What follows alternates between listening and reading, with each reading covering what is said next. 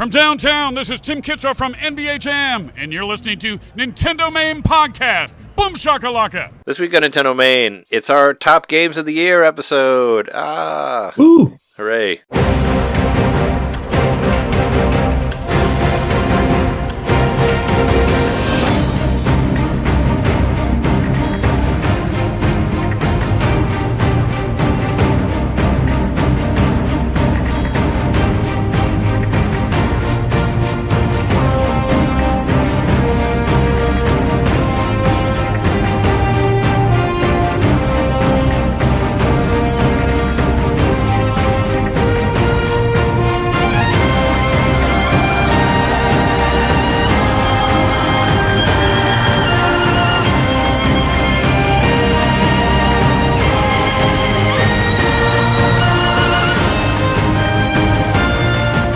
That time, 2023, dead. 2024, now. But we're basking in 2023 for another 2 hours or so as we review our games of the year.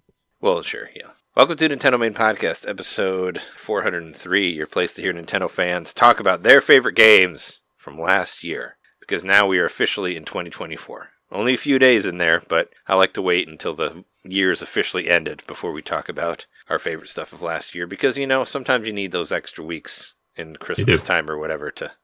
Or even days or hours. Put your shit together. I mean, my week changed up until pretty much the last minute. My list changed up until the last minute. Yeah, me too, actually. Well, it's always been the same games, but they keep moving around in different places. Yeah. But I solidified the 10 games, but I've been shifting where the places that they are. But now I have... But I kind of wrote a script of sorts, like an outline for myself, so... Now I can't change it anymore.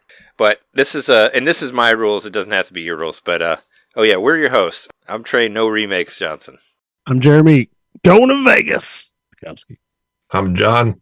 I'm back again. Hitter. Yep. A dinosaur story, right? Isn't that from that? Yep. That's me. That was a Jeremy quote from a long time ago. I'm the pterodactyl. Yeah. You want a hot dog bad? I never saw that movie. Yeah, this is our top 10 best games of last year. Of 2023, and when I made my nickname is I always like to make my top 10 lists based around like new experiences or whatever, so I don't include remakes or remasters. That's me. You can do whatever you want with your list. So that's what I'm doing now. And actually, we're doing it again this year because everybody is talking about Tears of the Kingdom. I'm sure Tears of the Kingdom is your favorite game too of the year. We're doing a list without Tears of the Kingdom. Top 10 without Tears of the Kingdom in there. So we'll just pretend that Tears of the Kingdom is the number one game for the three of us, and we'll just cut it out because for that reason. It is. I mean, it is the number one. Sure. It will not be visible. Like I said, everybody's talking about Tears of the Kingdom. We're talking about other games. It'll be interesting because I think there's only a few games that are on my list that maybe you will be on yours. Maybe 3. But just because I'm doing a whole list without remasters or remakes, I did want to do like a really quick top 5 list of the best remakes, because there were really, really good ones that came out this year. And I'm just going to go through mine. Number 5, Advance Wars 1 and 2, Reboot Camp. That was a really good remake. They reimagined everything, like redid all the characters, changed it in full 3D now. It's still as hard as it originally was, but it was really cool to play. And the musical remake, the new music was great too. Number 4, Turok 3. I just wanted to mention that because that game is awesome. I bought Turok 3 over Christmas. Night Dive Studios doing it again. They continue to release really good first-person shooter remakes or re-releases or whatever.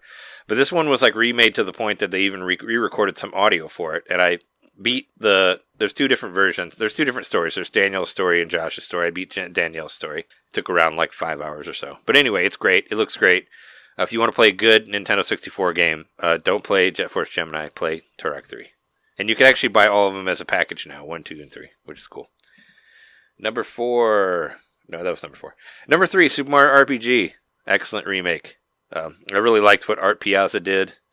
I beat that one too. The new look looks really cool. I like the super moves and the tally for all your action moves and stuff like that. And it had a nice surprise at the end there, which Jeremy kind of alluded to because you beat it before I did. But it's the credits, which I posted on Twitter, so whatever. Yeah. But I like that it used the same credits as the Super Nintendo for the beginning. So that was cool. With the marching Luigi and all that stuff. Great game.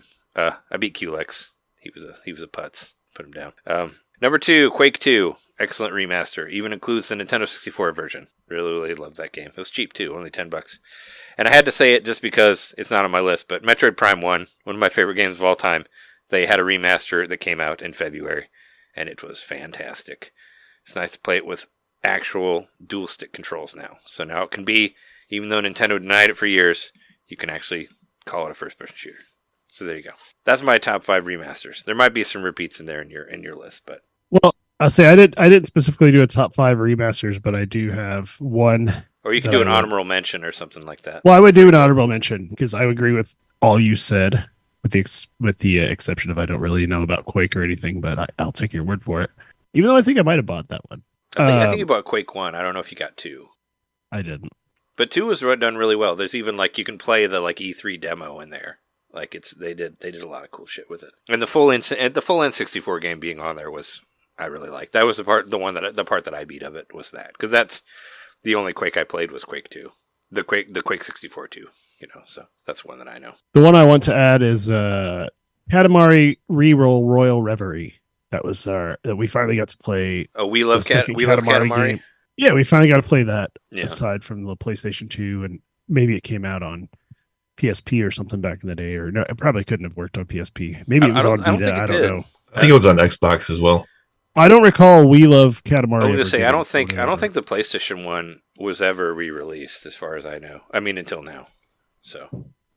And I've been keeping an eye peeled for that one for years, just to see if I could find a good deal on it at a used game store or something. And I haven't seen it in the wild, and online it was expensive. So I was really happy when they came out with it this year, and I played all the way through it, and it's just as great as I remember. I think it's better than the first one, but not everyone would agree. That's your opinion. I haven't played through it. I really wanted to sit down and play it in a day, but there was just too much other shit to do, so I didn't get to it. But I do want to play it, and I'm sure it looks great. I played a couple levels. I just really like the music, and I really like the approach to the gameplay is a little more structured, even though it's just as nonsensical, if that makes any sense. I think the big thing is the constellations and stuff is less annoying, because the other one you have to it's it's the constellation is whatever, Cancer or whatever. It's get a giant crab or whichever, it's some of them are kind of annoying. This one's a little bit more fun to do for those sort of thing. I think, that's what I think. But I hope to play through it at some point. I played the PS2 version because Jess has it, but I never beat it. I never beat it all the way through. It just didn't grab me like the first one did. But it's not very long, so I hope to get through it someday. Yeah, I'm going to get it at some point. It's still on my list. I almost got it in the last sale. I thought you had it since you bought a million things, which we're not going to go through right now. We could do that next week. Yeah, next week. It's going to take a lot of time. Big update for next week. Yeah, it's going to take. I know it's going to take another whatever. But yeah, and also I was going to say on my list, anything that's not on my list that you think should be on my list is my honorable mention. So there you go. If it's why is that game not on there? Honorable mention. That's what it is. Whatever it is that you think that's on your list and not my list, honorable mention. There you go. That's how it works for me. But I already gave my top 5 remasters, so why don't either of you start off with your 10, unless you want to honorable mention anything before we get to the list. I really don't have any honorable mentions. I thought my list this year was really tight, and I guess I realized I didn't get that many new games this year. I bought a bunch of games on discount, as we alluded to. I mean, you did buy a lot of games that came out this year, though. I know you did, because you bought 5 in one day, that one time. I bought a couple, yeah. Yeah. When there was that release where there was a bunch of them all came out at once, and I think you got all of them, which I didn't. Yeah, you know what I'm talking about. I know what you're talking about. But yeah, who wants to start with number 10? Go ahead, Jerry. Oh, all right, I'll start. My number 10 is Vampire Survivors. I thought it was a great game. I didn't play it as much as you guys, but I did put. How many hours did I put in that? I think at least 20 hours or so. But I thought, it's a game that burned bright, and then I just stopped playing it all of a sudden. Yeah, Vampire Survivors is definitely on my list. I won't say where yet, but it is definitely on there. And yeah, it really took hold of me too. I was playing it like crazy. I definitely put 20 hours into it. I know because it's on my Switch wrap up. It was one of the higher ones on there. And I couldn't stop playing it. It was incredibly addictive. And I tried to unlock. I think I unlocked all of the levels, but I didn't get like all of the combinations. Or there was like one thing that I missed, but I got, I tried to get all the characters in all the levels, and I played a lot of it. And I did like, where you play to the end, and almost on all the levels. I think there's a weird one at the end that has like a warp thing where you go to another place that I couldn't figure out. But no, I had a lot of fun with it for like what it is. Like it kind of looks like such a cheap game, but it's not. And this is one that, Jeremy talked about long time ago. But, it was a big thing on PC, but now it's on the Switch and it's so cheap. It's $5. It's $5. You get a ton of play for that $5. And there's like DLC too. And they're still adding stuff to it. There's like a story mode coming that isn't there yet, but I'm really excited to play that because I thought the game in itself was really fun to play. And it had a nice moment too. I know a lot of folks played it when it came out on Steam, but when it was released on consoles, it seems like everybody was playing it again, and it got even bigger than it was before. Yeah, it was definitely mentioned multiple places, and yeah, you can play it. You can play it handheld. It's it's not that crazy graphic wise, so it ran like a dream on Switch, like super smooth. Looks great on the OLED. If you want to play it without the dock and all that, which I did many times actually. I was playing it in bed. I remember when it came out, I was playing it in bed and not sleeping. Or I would watch wrestling and play it while I was sort of watching wrestling. But I was mostly just playing Vampire Survivors. But it was fun. Does that one make your list, Jeremy? It absolutely did, but it's somewhere else. Yeah, don't give the number away. We can give that away later when you get to it. Sure. Is there anything you want to say about it before you give your number 10? I will just say, I mean, I'm the OG on the podcast that was playing this game, and so I'm pretty cool. I played it. I played it on multiple consoles before it finally came to the Switch. But to be honest, it felt the best on the Switch, and I think I even remember saying that when I played it originally. I was like, I wish I could play this with a controller, which eventually I figured out how to do that. But it just feels so nice on the Switch. It just feels like it belongs there, and for the start and stop gameplay of it, and then the ability to just sleep your console whenever. I know you can do that with other consoles too, but the Switch is just especially great. You just click a little button and goes to sleep. And you can play it with one hand while you're petting your cat. I do remember you saying that in one. I did forget to mention that. So yeah, I should say that. I reprogrammed the controls to all be on one hand, and I could sit there and pet my cats and play it with one hand and pet the cat with the other hand, and it was really nice. And when I get a power up, I'd reach over, grab a drink of my hot chocolate or my beer or whatever, and set it back down, and then keep going.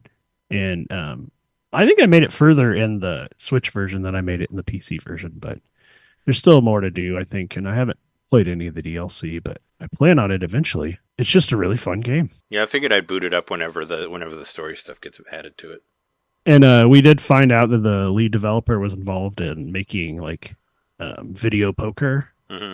Type games or cabinets like that. So gambling games, yeah. Exactly. It makes a lot of sense why it hits those spots in the brain that make you want to just keep going and going and going and try to go for that high score or whatever it is, survive till the end of the timer, which is cool. I actually like that better than high score because, I don't know, it's more stressful, but it's also more skill based, I think. I liked finding all the ultimate versions of the weapons too, like the evolutions and whatever, that was kind of its own form of unlocking things, which was fun. And of course, unlocking characters and finding the secrets within the levels and all that was really cool. So definitely had me hooked for a week there. But congrats to the developers of this game because they made I'm hoping whoever made it made more money than they did making gambling games, maybe they're maybe I'll just make regular games again and not go to Vegas like I'm going and get my soul sucked out of me. Yeah, I don't know if they're getting a percentage of the money that people lose on it or whatever. If it's a slot machine, or if I don't know how that works. You probably just get paid to create. You probably get a flat fee, right, for it, and then and whoever you're just designing. It's a software thing because anymore all those machines are just they load up software on them. I don't think they are just a single machine. So in this case, maybe there's a custom cabinet, but ultimately it's software. I figured all the money goes to the house that it belongs to, or whatever, wherever it's at. The house, whatever. Wherever you're gambling at, it goes to the to the gambling lord, or which is interesting to think. The gambling lord. Yeah, I think it's a Spanish game, so I wonder if there are some games in Spain that are really fun. There's games everywhere, dude. There are games. But I mean, if there's specific gambling machines in Spain that are more fun than the ones here, that's all I'm saying. Maybe. I heard the rain in Spain mainly lanes on the plains, but that's all I know about Spain. Sure. Anyway, moving on to my number 10. Did you have anything else to say about Spain? No. I think we said enough about Vampire Survivors. We could talk about it again whenever it gets to our. It's actually Italy, by the way. I'm sorry, I was wrong. It's an Italian game, not a Spanish game. Well, what's not an Italian game is my number 10. My number 10 is Dragon Quest Monsters: The Dark Prince. It slipped in there because it slipped in at the end of the year. Right? I thought that was a remake. It's not a remake. It's a brand new game. I know. It's like a sequel, right? It is. Well, I mean, it's like a prequel to Dragon Quest IV, I guess. But it's not a remake of any of the previous Dragon Quest Monsters games. It's its own game. Basara or whatever was never the main character in any of the other Dragon Quest Monsters. And it's kind of like Dragon Quest Builders, as I know you've played through. But similar thing where you're the villain of another game, but they're the main character and blah blah blah. You get cursed to where you can't fight monsters, so you have to recruit your own monsters to do your bidding, and that's how it becomes like a monster collecting type thing. Kind of reminds me a lot of the Shin Megami Tensei games because you can collect monsters and you can synthesize them together to create new monsters and that sort of thing, and that's how you get even bigger ones.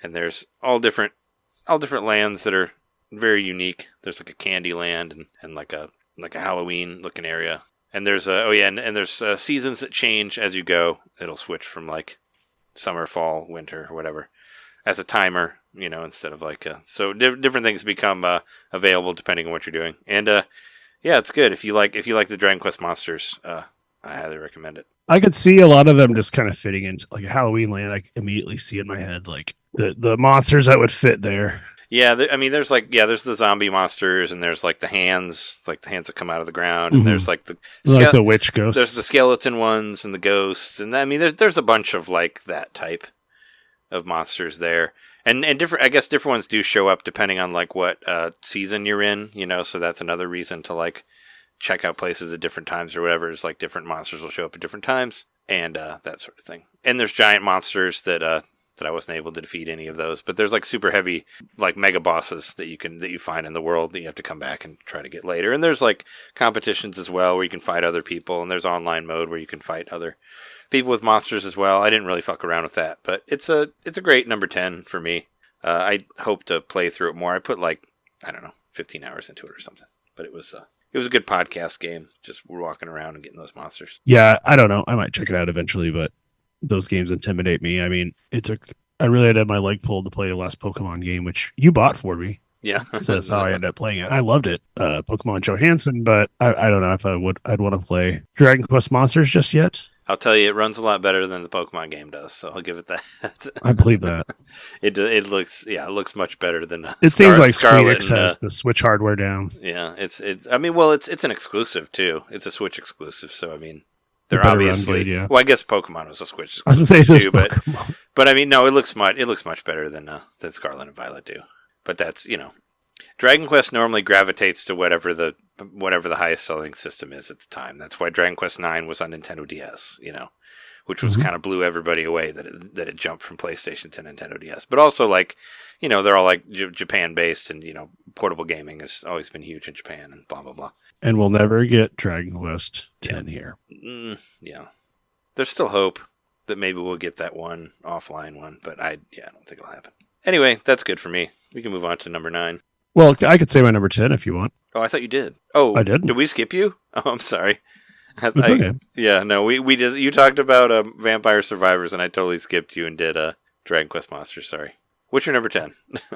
So I'm going to make an exception for this one game, and because I was doing a lot of digging around, and as the listeners know, I got a PS5 this year, so I've been playing a lot of back catalog stuff through the PS Plus, stuff that I wanted to play on the Switch that for whatever reason I hadn't gotten around to purchasing or whatever. And I've just had a lot of these indie games especially available to me that I've been able to actually play. So even though I played them on a different console, they're still on the Switch. They still run Switch. So I've been making sure to include that in my consideration for all this. But in this case in particular, I just have to say, you could have only gotten this on the Switch. Yes, it's remakes or whatever, but it's the original Game Boy Virtual Console on the Switch.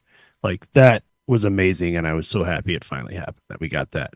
And in particular, that we got the Oracle of Ages and Oracle of Seasons games. Like, so cool that we can get those on the Switch now. And I mean, we have them. It's included with our Switch Online, but I just have to say, like, that was such a lovely little, you know, in the 6th year of the Switch, or 17, 18, 19, 20, 21, the 7th year of the Switch, we finally got Game Boy games now. on it. Yeah, now we're coming up on it in March, right? We finally got the 7 years. original portable, well, not counting Game & Watch, but we got the original portable Nintendo games on the current gen portable that is also the console. The portable that mattered. Yeah. I keep forgetting that the Game Boy Advance thing happened this year. Like, for some reason, I thought it was that last year, but I guess that was in February. It's like a long time ago. Right? It was part of the February Direct with Metroid Prime Remastered. So, yeah, it was like I keep thinking that it was that it was like last year, which was 64. So, yeah, I am also including Game Boy Advance. I guess I should have said that, but whatever, it's fine. Yeah, between those two systems, I get it. Yeah. The Game Boy is amazing, and I mean, obviously, it's pretty safe to say that we're done with exclusively portable Nintendo systems, unless they're variations on the, like, whatever the model is, like the Switch Lite. But I still think that the original Game Boy games hold up, and they really kind of show the DNA of what makes something fun to play on the go, and how that a lot of that still stands true today. Because there's a lot of games on the Switch that even though you can play them portable, I would rather not. But all those original Game Boy games, hell yeah. I mean, that's what they were meant to be played like. I finally got to beat Mario and Luigi Superstar Saga on there, so yeah, I thank him for that. That was always like a thorn in my side for years. I played through a lot of games on the Switch, or on the Game Boy Advance in particular this year, just because of the save states. So I played all the way through like Fusion again, and what else did I play? I mean, I got all the way through like Mario Advance. Minish Cap. Yeah, Minish Cap. I finally beat Minish Cap. I had never beaten that before, so it was just really nice to finally have all that stuff and like not have to buy it a la carte. I mean, that was nice to have that as an option, but just to have it all, it's just nice. The Switch is just like this like little galaxy, this little microcosm of all gaming that I can just take anywhere with me, which I'm going to. I'm going to take it with me to Las Vegas. Take it to Vegas with you, but don't bet it on black or red or whatever you're playing. Don't bet it on anything. Oh, it will not be a wager. It's worth far more than most things I own because of the save files. Yeah. Well, and the games that are on there. Yeah, but I mean, those are part of my Nintendo account. Whereas my save files, not so much. Well, they should be a part of your Nintendo account, too. Through Nintendo Switch Online. Whoever does the cloud, not all games have cloud. Yeah, pretty much everything except for like Pokemon and Splatoon, from what I heard. But yeah, just to say, like, that's something I just like. It's kind of hilarious that, you know, we finally got it this year, but it also just proves like Nintendo's just doing what they always do, where they're icking out like the last of what they got in their final year. Well, we're finally getting the Game Boy games. Maybe we'll get a Game & Watch Nintendo Switch Online. I mean, there's already a Game Boy Game & Watch on there. I mean, that's all you need. I mean, Game Boy Watch games are fun for about 10 minutes before you. But yeah, before you get. I don't even know if I'd give them 10 minutes, but I do remember playing those kind of games for a lot longer when I was a kid because that's all I had. Yeah, I mean, I had one of the Game Boy ones where they re-released the Game & Watch, and it's just like anything, you try to break the score, and if you get in the zone for a while, it's fun, but however long.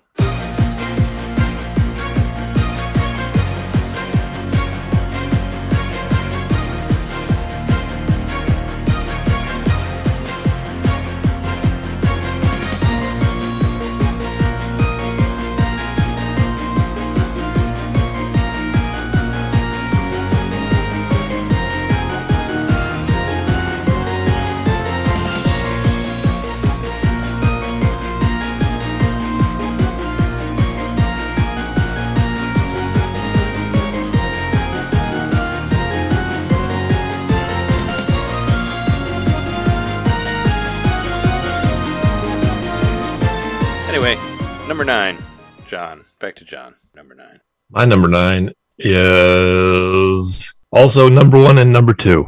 It's Give Me Toilet Paper. Oh, okay. Yes, it's the only game. I forgot about that game. You can actually use toilet paper, real toilet paper, in the game. Totally forgot about that game.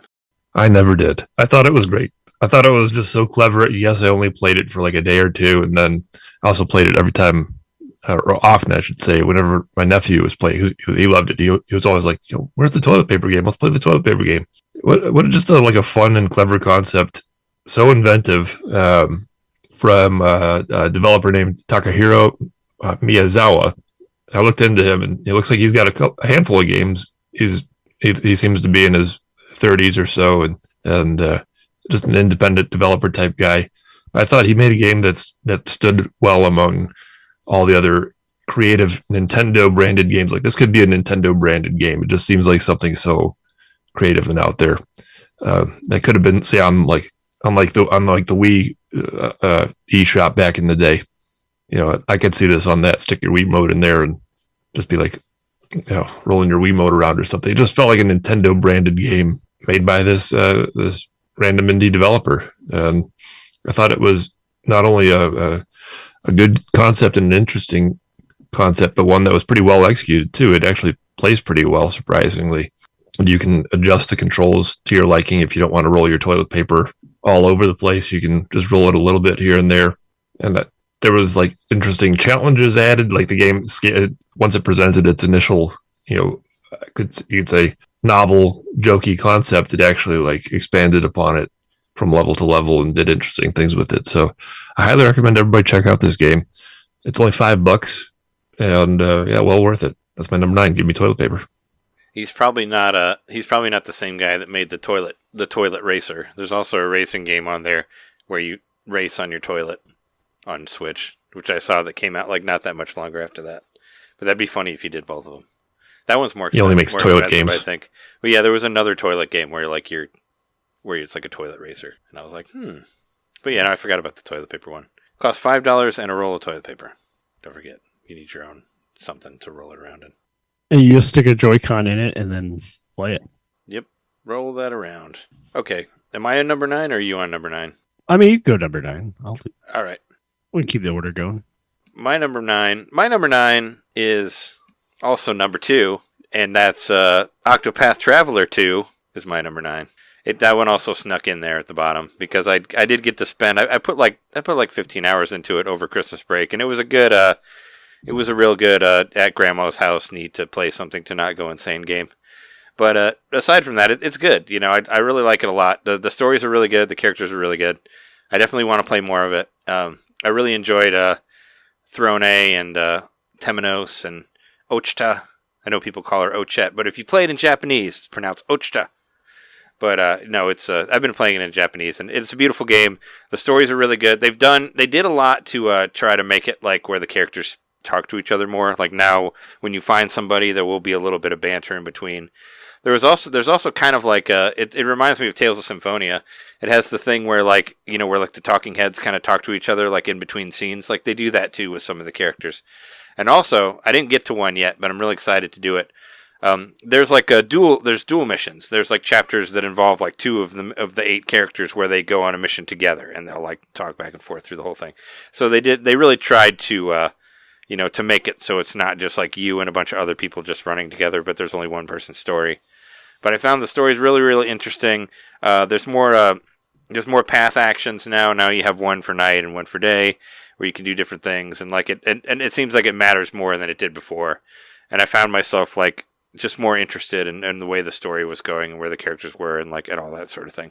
Where the first one kind of bored me fairly quickly. And also you can speed up the battles now too, which was a big thing because I thought the battles were slow as fuck in the first one. But you can speed them up. You can still do the same thing where you do like basically their version of the Bravely Default and all that, where you like do like attack like more than once, and it'll give you higher damage and all that. But it's very cool. It's on sale a lot. I don't know if you want to throw yourself into another like 100-hour RPG, Jeremy. I was kind of afraid to play it myself because I knew it was so big. But once I started playing it, really got a hook. It really got its hooks into me. And that 2D HD still looks real good. I mean, they were like the ones who like started it or whatever with Octopath Traveler 1, but I think it looks even better with 2.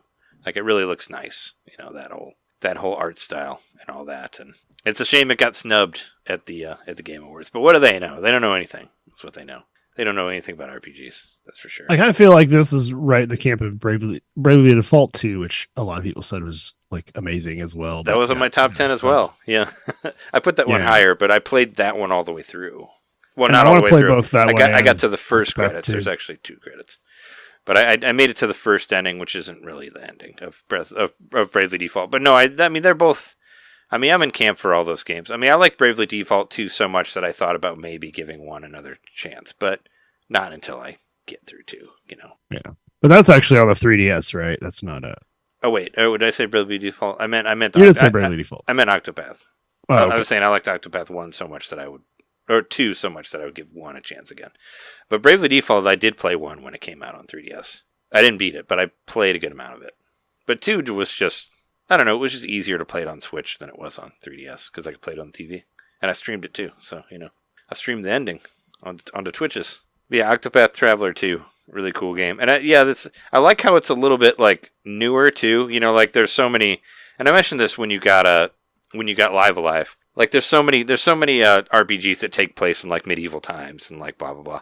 I like it when they do stuff that's a little bit newer. Like Live Alive has like a Western RPG part or like a wrestling RPG part. Like I like that because they don't do that. It's not just like, oh, it always has to be like medieval times and knights and swords or dragons or whatever. But even so, like even like futuristic and like I don't know. There's like time periods are a thing, but like I do like the idea of like a wrestling or just like change the mechanics somewhat for this character because they're silly or they're just like their life is different, so they approach things different. And they have a character that's basically looks like Dick Tracy that has like a big like trench coat and like a yellow hat and all that, like where it's kind of like it's gone a little bit further in time, than like what in the last game. And I kind of like that where it's a little bit newer, or you have like guns and stuff instead of just like swords or whatever. I always think it's kind of noir. I always think like guns like mixed into turn-based combat. I don't know what it is. I think it's cool. Like that whole, like I said, the whole Western thing on Live Alive, I loved it where you just moved around and just shot people and I don't know, just be something that's normally like has to do with like action games, and when it's put into like more of like a slower turn-based thing, I just think that's cool. For me, because you're not used to seeing, when you see like guns and stuff, you think it's going to be like a twitch shooter or like a top-down thing or whatever. I like when it's like more strategy shooting stuff, whatever. But anyway, Octopath Traveler 2, play that game. It's on sale a lot. I got it for like $30 on Switch. It looks great on Switch too. I love seeing all the characters run around together and all that. Even though they don't talk all the time, but they talk more now, at least, and they're interesting. It's more just about them interacting with each other and their stories somehow. Yeah. Like, not just being completely isolated from one another. Yeah. There's one, was it Temenos can do the break move where you like go into somebody's mind and you basically have to, figure out what they're weak against and break them in order to like see into their thoughts. Like that was a cool thing. Like I really like that part. Like I said, the path actions were really neat in the game. I often go into break move when I'm on the dance floor, but that's something else. You break into people's heads and break them. Nice. So yeah, that's good. Yeah. For my number. I appreciate that game for bringing it about the HD 2D style. I don't like the RPGs so much, although I'm warming up to them. But I do appreciate the look of Octopath Traveler 2 and its predecessor. What was that one? Oh, Octopath Traveler 1. Yeah. It's good though when it's on sale or if it shows up on PlayStation Plus or whatever. Play it, but play it on play it on Switch. It runs great on Switch, unless it's free on PlayStation. Then play it there, I guess. Fair enough. Well, speaking of a game that is cross-generational, my number 9 is a game that Trey bought me. I haven't had a lot of chance to play it, but what I've played, I loved. And also, I got a chance to experience the real-life counterpart this year, so that makes it special to me. I think you guys know where I'm going.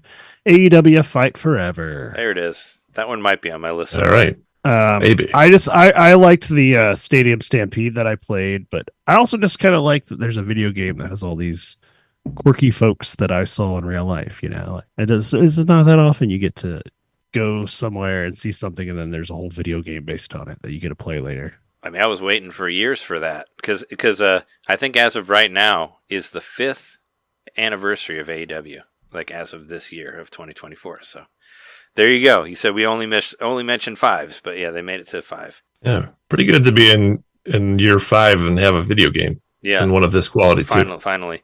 And I do have to say, John made an appearance at our house here. And we did get to play in room local couch multiplayer of AEW, and it was a lot of fun. Yeah, it was fun.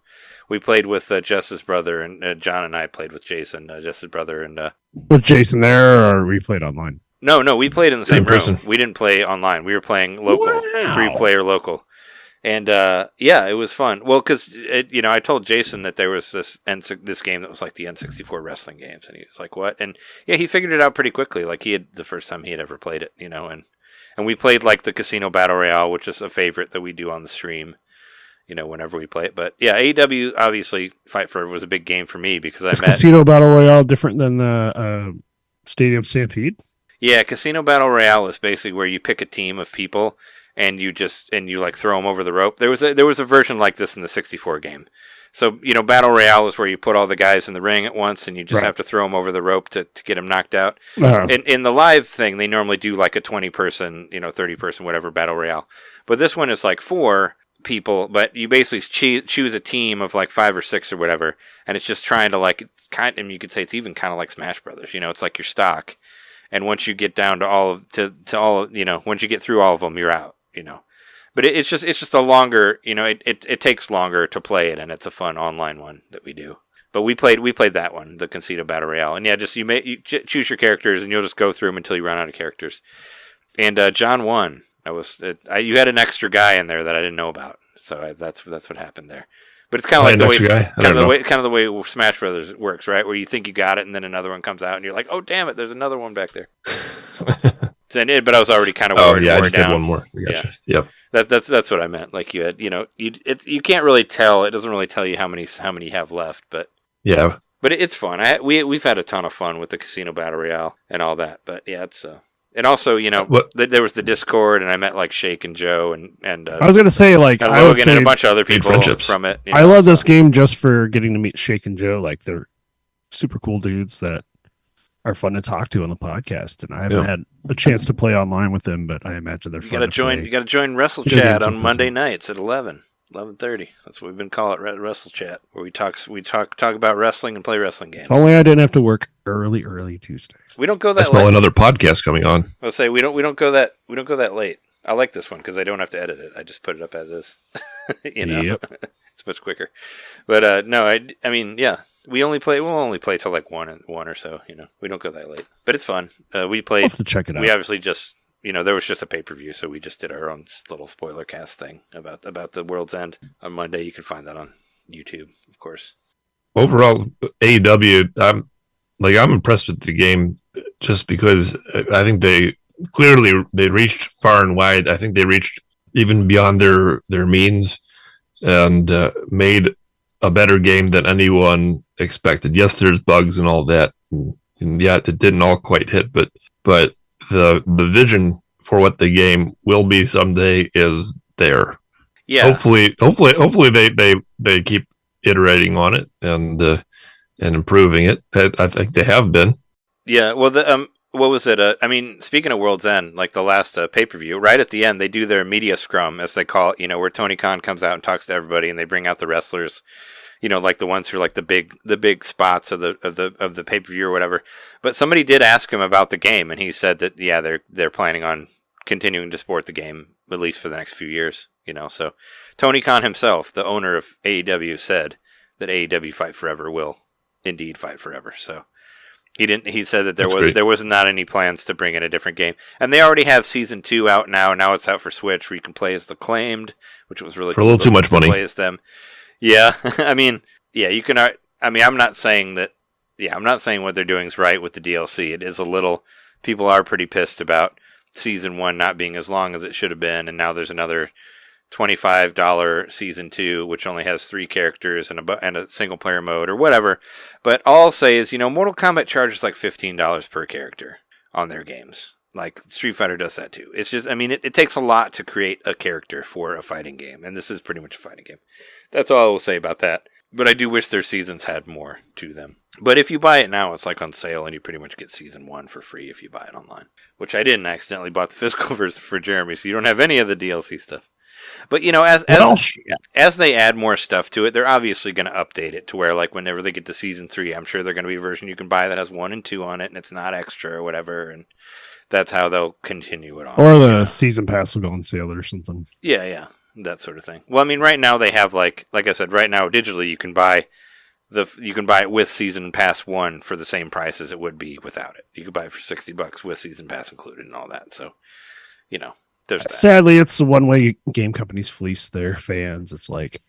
It's just like they release yeah, we've talked about it on the show, but still, I mean, we're happy it came out, and I'm not like trying to talk shit about it because I just put it on my Game of the Year list. I think had I not gone and seen the wrestling live, maybe I wouldn't have felt this cool about it. But it was just really fun to like when I played it over at your house and got to smash around a little bit, and it seems like fun. And if the world weren't so busy for me right now, I'd play more of it. The single player is a lot of fun too. I mean, I think that's something that people don't talk about enough, because the single player career mode I thought was really neat, because you actually get to put yourself in the shoes of a professional wrestler, and you do like your weekly shows, and you get to do like the YouTube shows, which existed then but don't exist anymore. But they kind of tried to make you feel like you were actually trying to build your way up, and you can make your own character if you want to. And you get to fight CM Punk, or like, you'll be working out and Tony Khan will call you and be like, hey, we want you to be on AEW. And then you get to fly from like city to city to city, and you get to go to different restaurants or you go to like press events and meet the fans, and that like raises your spirit. Or like you work out and you lose some of your, some of your energy, but then you go eat and you get it back. And there's this all kind of like cool, like, sort of like a management thing with that, which I thought was really There's a strategy to it. Yeah. It's all very simple. You're not wandering around in giant 3D environments and all this stuff or whatever. No, it's on a static screen, and you're just getting kind of the stats thrown at you. But you can manipulate the stats and use them to your advantage. There's a strategy there. If you if you eat before you work out, you'll have a better workout and that kind of thing. Yeah, stuff like that. And also, I mean, there is like RPG aspects to it too. Like you're saying, like you can build up your stats like through working out and stuff like that. And you unlock different moves, and you unlock various moves as a creator wrestler. If you're playing as a regular wrestler, you don't get any of that. But if you made your own character, you can do a lot of cool shit, and you can add a bunch of shit to your character and make yourself overpowered, as we would say, if you're playing online. That's why we outlaw creator wrestlers that have been through the single player. But I had a ton of fun with it. Like, I thought the story mode was really cool. Like I said, like, and they highlight specific real restaurants that are in every like town or whatever, and like I went to Chicago and they talked about like deep dish pizzas and Chicago style hot dogs and stuff like that. And it's cool. And I like doing the press events, and you can find like these hidden snapshots where you'll run into another wrestler there and they'll do a pose with you, and then you can have a picture of you like posing next to Kenny Omega or like Brian Cage or Sting. Like I had a picture of me like working out with Sting, because it was like, because I was the second time around, it was like, who would you want to be your tag team member if you could ask for anybody? And I was like, well, Sting. Let's bring Sting on. Mm-hmm. So there's like a whole cutscene of me and Sting like lifting weights together in the gym and all that. It's fun. Like I said, if you know the characters, it's pretty much, like I said, it's very much like a fighting game. Like all the characters have their own personalities. They all have very unique finishing moves that really do a great job, bringing the stuff that you see on the TV into the actual video game world. Especially like the new Acclaim stuff are really good. Like, you can do a move with Max Caster where you like hump his arm like after you flip him or whatever. Like there's all this, and you can do the scissor move, like where you jump and like they do all the scissoring and all that stuff. It's fun. The Acclaim stuff is really fun. Friend of the show, Shake, put a video up of it on Wagglefest if you want to see all the new Acclaim moves on there. The last thing that I want to say about the game is that there's a contingent of people out there, our age, gamers out there, who are not necessarily wrestling fans, or maybe not wrestling fans, but they are fans of the N64 wrestling games, and this game speaks to those people. I'm someone who, I was never that into wrestling. I'd say I'm more into it than in the last year than I've ever been, thanks to Trey, thanks to this game, and thanks to my buddy Rich, who does wrestling here in Detroit, and I've been going to see a bunch of his shows. But this game, it sparks the same synapses in my brain that the old N64 games did. It just like fits like a glove right in there. It feels so much like those games, but like the best version of those games. If you enjoyed those games, as we've said time and again on this show, you will enjoy AEW Fight Forever, and you should totally go get it. It's a great game. Yeah, it's definitely, if you've played those, like you're saying, if you played those 64 games, you'll definitely feel right at home. Like when you boot this one up, you'll be like, oh, okay.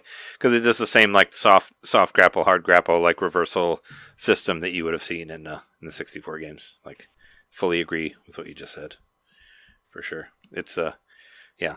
the online may be a little wonky, but they say they're working on it. So, like I said, watch our stream. We have all sorts of weird shit. Like on Monday, there was one of the wrestlers like jumped out of the ring and then just kept walking back like the ring was forever and was like walking on nothing, and then walked all the way back past like the door or the like tunnel where they come in, and then the camera just kept like moving and moving and moving and moving and moving and moving towards like the front to where they exit, and it just got closer and closer and closer, and you couldn't see anybody, and then it just disconnected us all. It was brilliant. It was art. It was art. It was a beautiful moment. Yeah, we've seen it. Or we had one where we couldn't where we pinned one person and it went to 3, but it didn't end.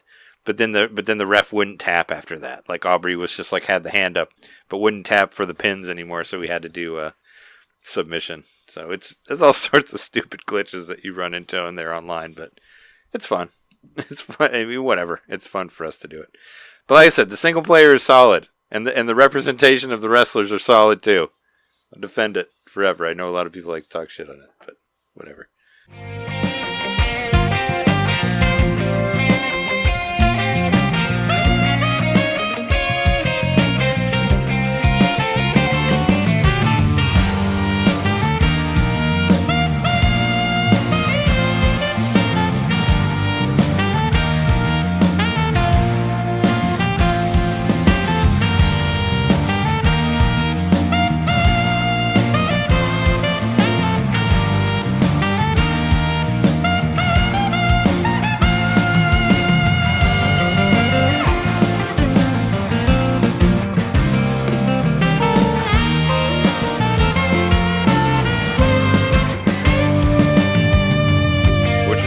Back to me for number 8. Okay, yeah.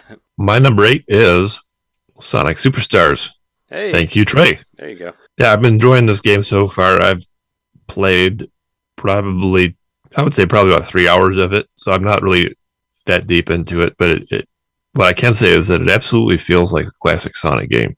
The control is spot on to what those games used to be, the sort of loose Sonic physics, and it just feels like those old games again, right down to even the look of it, which of course they went for the classic look. Did you have anything? This one is on my list too, obviously. Actually, pretty close to where yours is. No spoilers, but it's around this area. Yeah, Sonic Superstars was a great game. This one really, I don't know what it was. I just, as Jeremy or you've said, maybe I am a Sonic fan. I love Frontiers. Frontiers is a great game. But no, I mean, I like the way it looked. I watched some streams of it before it came out. It gave me the feeling of like the Donkey Kong Country Returns games on Wii, which I loved so much, like Donkey Kong Country Returns and Tropical Freeze, which basically took like Donkey Kong Country, which are like some of my favorite games, and took the pixel and brought it into this beautiful 3D aspect where you can go in the background and in the foreground and all that. And Sonic Superstars does that, and it does some really cool stuff. It's got some really good ideas. It has some really, really fun bosses. Like there's like one of my favorite bosses in the whole thing is the one where you're like with the wind, where like you have to fall down and go up and hit the guy, and the wind like blows you up. It's like one of the the third level set, but I like really like that a lot. Or you get to later where you go inside of a video game and you even become like a little pixelated mouse, and you kind of do this like cat and mouse sort of thing where you're going up and around. Is it Choo Choo Rocket? I don't know. I don't think so. I mean, I don't know. Because that's what the Dreamcast game was. It was sort of like I'm sure it's. I was like, when I was playing mouse, when I was playing this, I was like, this has to be a reference to Choo Choo Rocket. I'd be surprised if it isn't. But I never really played those games, so I don't know. But yeah, there's a part where you turn into a mouse and there's like these connected pipes where you have to kind of move around, and you're getting chased by these like these whatever cat type characters. But no, I was really impressed with it. It runs great on Switch too. It's 60 frames per second. Like it's solid. There's really like no loading. It kind of just goes from level to level to level. And I like that too. Where it's just like, all right, you got to the end of this level, and it's like it kind of like takes a second, does a little screen wipe, and then you're at the beginning of the next level, and you just keep running and running and running. Like if you wanted to, you could play through the whole thing, which I did. I beat it in around like 20 hours or something like that. But then you unlock there's a secret character that you get, and there's a whole other version of that, and there's also an online mode, which we haven't tried out, but I know Joe got it for Christmas, or bought it for his kid for Christmas. So we were thinking about doing I was like, hey, we should do like a Wrestle Chat Sonic Superstars multiplayer thing and just try it out, see how it goes. So Oh, and not to mention my favorite part is the bonus levels. Like, I absolutely love the bonus levels. So They're fun. I like the one where you swing around and you have to swing yourself Tarzan style into the background if you're chasing after the gems. Yeah, the swing around one is how you get the gems. Where the gems give you like new abilities now, but you don't necessarily have to use them. But there were times where I was at the end of a boss and I was almost dead, and I would use like the minions thing where I brought all the Sonics in to help me defeat them. And also, like the Donkey Kong Country Returns games, there's no checkpoints in the bosses, so you got to play through the boss the whole way, which I also like, so it gives you, and they're kind of long, like especially towards the end, there's some pretty long bosses. There's even ones that have like fake endings where they come back and then you got to do another whole different version of the boss where it's like, oh no, this is the final form. And I had a blast with it. And like there was stuff in this that I saw before Mario Wonder even, where like where Sonic's floating through the air and the lightning, like that was something in Wonder 2, which wasn't as exciting because I was like, I already saw that in Sonic Superstars. It was just, I don't know, for me who, had not I've played Sonic games, but I just felt like it was going in the right direction for 2D Sonic games, and I really liked what they were doing, and I thought they had some really, really cool shit. There's like a level where you're like running through loop-to-loops, and everything's kind of like collapsing behind you, and you have to keep going like at a certain speed and all that, and I don't know, I felt like it really represented what Sonic should be, what 2D Sonic games should be. And I agree, and I liked Sonic Mania, but my big gripe with that one was that it just felt like I got lost in the levels, and there's one level that I've been stuck on. Every time I go back to play it, I just can't get through it. I don't know. There's too much zipping back and forth in Sonic Mania. I think they streamlined that with this game. You're mostly moving forward. There is a little bit of back and forth, but not to the point where you're getting lost in this like giant twisting roller coaster of a level. It's all very streamlined and well thought out. My one major gripe that I have with the game, which could be corrected any time with a patch, is that it is not 100% compatible with the Genesis controller. Yeah. And it's because of the special moves. Now, they could correct this simply by letting you use the mode button. They forgot about the mode button. They don't use it. It's not made for this controller, but with a simple press of the mode button, if you hold it, you could then bring up that scroll wheel to select your special moves. That's the problem right now. Is there's no way to select those special moves, and sometimes you absolutely need them, especially when you get to the training screens. You have to use the special moves in order to progress. Oh yeah, and so but only one time, and then you don't have to do it after that. That's a simple fix that they could do anytime and should do, because they apparently forgot they have an actual Genesis controller on the Switch for this retro Sonic game. Send something to Vigigame Apocalypse. I know one of the hosts there works for Sega and worked on this game. See if we can get it rolling on that, because he talks about it multiple times.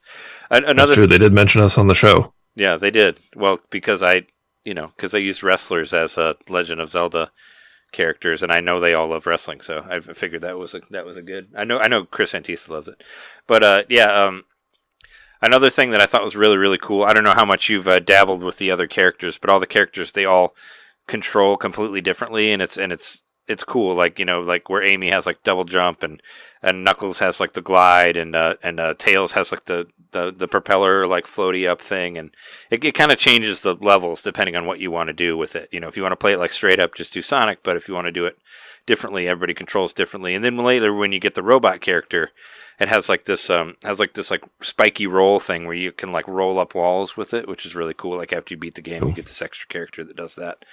So I really liked that, like how differently everybody controlled, and also they have specific levels that are based around their abilities. Oh yeah, there's like the one where Amy has the hammer too that you can hit stuff with.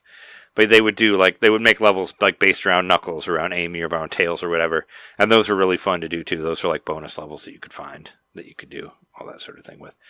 And aside from the Tarzan, the whatever swinging around level, my favorite one was the one where it was in the original Sonic game, where it kind of where it tilts, where you're like moving around on a flat plane, and then you get to one part, and then you go deeper into it, and then you get the coin at the end. Like I thought that was. I never really cared for those levels in the original Sonic game, but it has actually made it interesting to me, and it felt like I was looking into like a tilting puzzle box that I was trying to figure out like where to go. And I played through all of them. Like I don't even use those coins. Those medals, you only use them to make your character however online. But I just did it just because I love those bonus levels so much that I just would play through them all. I agree. I like the bonus levels in the original games. Those were always. I think maybe the control wasn't quite as good. They always felt a little bit more like chancy, like the roll of the dice or something. But then these, I think I can't tell you exactly what they did, but I feel like they fixed the controls for those levels, made it a little bit more so you're not just getting thrown around and tossed out the hole at the bottom or whatever, but you actually have a chance at getting through to the center. So I really do like those levels too. Yeah, I thought I don't know. I thought they did great. Like two big Sonic games in a row, like Frontiers and Superstars, I thought were both excellent games. So I'm a Sonic fan now. I'm always like I said, I've always been a Sonic fan. I was looking, the grass is always greener. I was always like wanting to know about the Sonic games. But it's also because that first game had such a killer soundtrack, which I think, was it Koshiro worked on some of it or did some of those songs? The guy who did the Streets of Rage soundtrack. Oh yeah. But I know he did a couple Sonic songs for one of them. But yeah, if we can, that's your number 8, right? That's fine. Okay, I'm doing my number 8. My number 8 is a little game that I talked about a lot when it came out, and I still haven't forgot it. And you'll never forget it either, because number 8 is Rhythm Sprout, the best rhythm game on Switch that I bought this year, for sure. Actually, probably totally forgot about the game. I didn't. It's lived in my mind for so long. Rhythm Sprout is such a damn good game.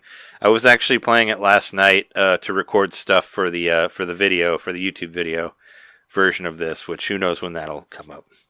But anyway, I was recording stuff for that because it's going to be number 8, and I was just kind of going from level to level, and the game is just incredibly charming. You play this little onion sprout, and you go through this story, and it's supposed to be it's like a similar thing where the princess has been kidnapped or has disappeared or whatever, and as you go through the story, each story is different, is each song for the game, and it feels like Guitar Hero, where it has the things coming down, and you have to either press left or A, to walk left or right on your character. So you won't move unless you're hitting the beats, which I thought was really cool because actually doing the rhythm means something. So you have to go from point A to point B. So you go left, right, and also there will be people that'll attack you, and you hit L or R to dodge. They will shoot stuff at you, and you can die. You actually have like a health meter, and you will have to like fight people that will run into you. So it kind of has random battles, sort of, kind of within these musical levels. I was just incredibly impressed by it, and it blew me away at the time. And it's always been the number 8 on my list. I was like, Rhythm Sprout, number 8. When you get that one indie game that's just like you're like, it's got to be in my top 10. And you never stop thinking about it. And I actually like I said, I was playing it last night to record stuff, and I actually made it through like 3 levels that I'd been stuck on for whatever long. So I only have a couple left. So I was like, damn it, I need to beat it. But I had to do a ton of other shit today. So I was going to try to beat it before the show, but stuff happened, and I had to put a bunch of shit together. But yeah, I was going to try to beat it, but I have a couple left, and there's a prequel that you can unlock, and you can and you unlock stars like depending on how well you do on the combos and on your like score and all that, and you can unlock more things depending on what you unlock. But it's very quirky, it's very charming, and everything goes like the way that you don't think. It's like it's like, oh well, rescue the princess, and it's like, well, the princess isn't really kidnapped, like maybe she just left, or nobody really knows where she is, or maybe she's the actual villain, like who knows, or maybe the Rhythm Sprout's the villain. I don't know, I haven't beat it yet, but it just kind of goes in different ways, and I thought the dialogue was really, really funny, and the characters were really funny, and of course they're all like vegetables, like you run into like a gang of mushrooms, or I was fighting Count Orel, he's a big mushroom guy, and there's a whole level where the song that you're dancing to is him laughing at you. So like whenever you walk, it's like ha ha ha ha ha ha ha ha ha. Like it's just done really, really well. Like the way they do it, it blew me away. Like I said, there's no Rhythm Heaven on Switch, so until then, play fucking Rhythm Sprout. And I think it's like $15 or something like that. But it really blew me away. It's still been in my head since then, and I was like, that motherfucking game's going on my list. So I think I'm the only one that's still talking about it in the video game aspect, but it deserves everything that it gets, and yeah, I thought it was a fucking brilliant ass game. So check it out. Maybe it'll be on sale someday, or just get it for whatever price it is because it's totally worth it. It's really cool. Like I said, I just like how everything you do means something. Like the beats that you do is you walking on a path or you dodging or hitting somebody, and yeah, lots of fun shit in there. That sounds like a good game. I might check it out. How much is it? You know, I think I got it for like $15 or something like that new. Like it was not expensive. Okay. But I don't, you Not too know, bad. that nobody really talks about it anymore. I saw it was featured on like a Game Explain video or something like that when it came out, and it just hooked me. I was like, oh wow, that looks cool. And then I bought it, and I just couldn't stop thinking about it. And I got Joel to get it. I remember Joel was on our show, and he said that he agreed with me he agreed with me on its greatness. It blew him away too on how ridiculously good it was. Like I said, it's very it kind of. I mean, I haven't, you know, even though I own it, it reminds me. I would think that it's kind of the same style of humor that like what is it? Just Say No, the one that you like. Oh yeah. The No one. Say No More. Say No More. And I would think that maybe the humor is similar to that on this. It kind of has that sort of like, you know, let's be weird every which way, or you know.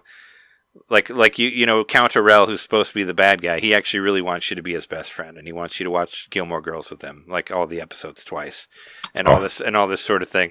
Or like when the Mushroom Gang come up to you, they're like Count Orell really sucks. Like he once made me watch a YouTube video that was really boring, like stuff like that. You know, it's like not what you expect them to say, and I thought it was funny. And they're like, one time he gave me flowers. One guy's like, that's all right, and the other guy's like, no, he still sucks.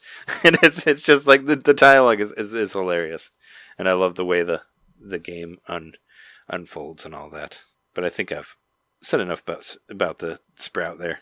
I am leaning into an old thing, but new stuff. What the hell is going on with Mario Kart 8, the game that keeps on giving? It's been out. This is 10 years ago, right? It came out 10 years ago in like May, I think. Maybe like later in the year, but the original Mario Kart 8 came out in 2014. And we got our last 3 waves of tracks this past year. And I just thought it was worth mentioning that, you know, that included some new tracks we've ever seen before, not just the Mario Kart Tour tracks, which were pretty cool.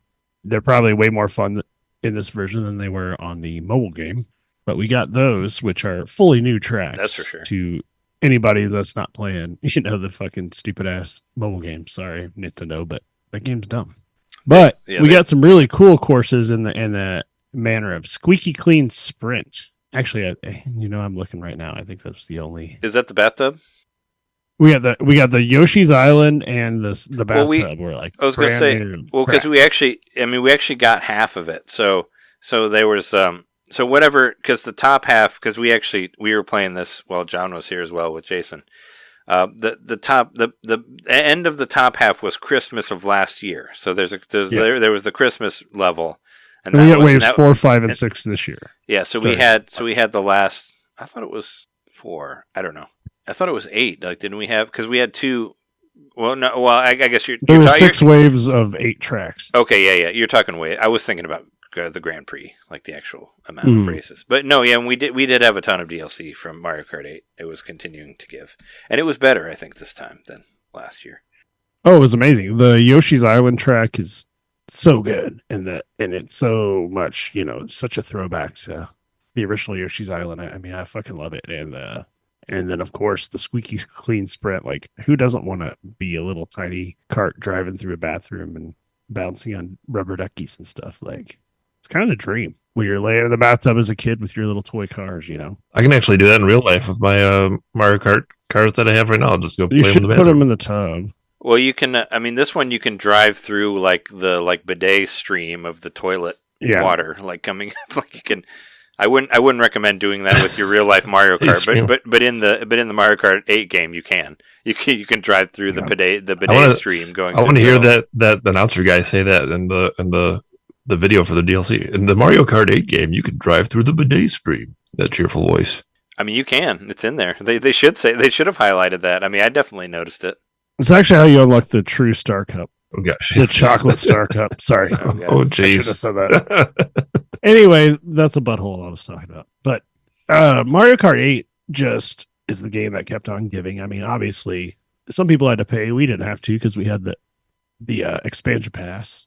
Yeah, Nintendo Switch Online, and the full one was included. But every time a new wave of tracks would come, I mean, I find myself playing for a few days at least, just to experience the tracks and kind of get an idea of how they work, and doing my best to kind of get some sort of idea of what the future of Mario Kart might be, which I didn't really get from this, but you are seeing like some pretty creative track ideas.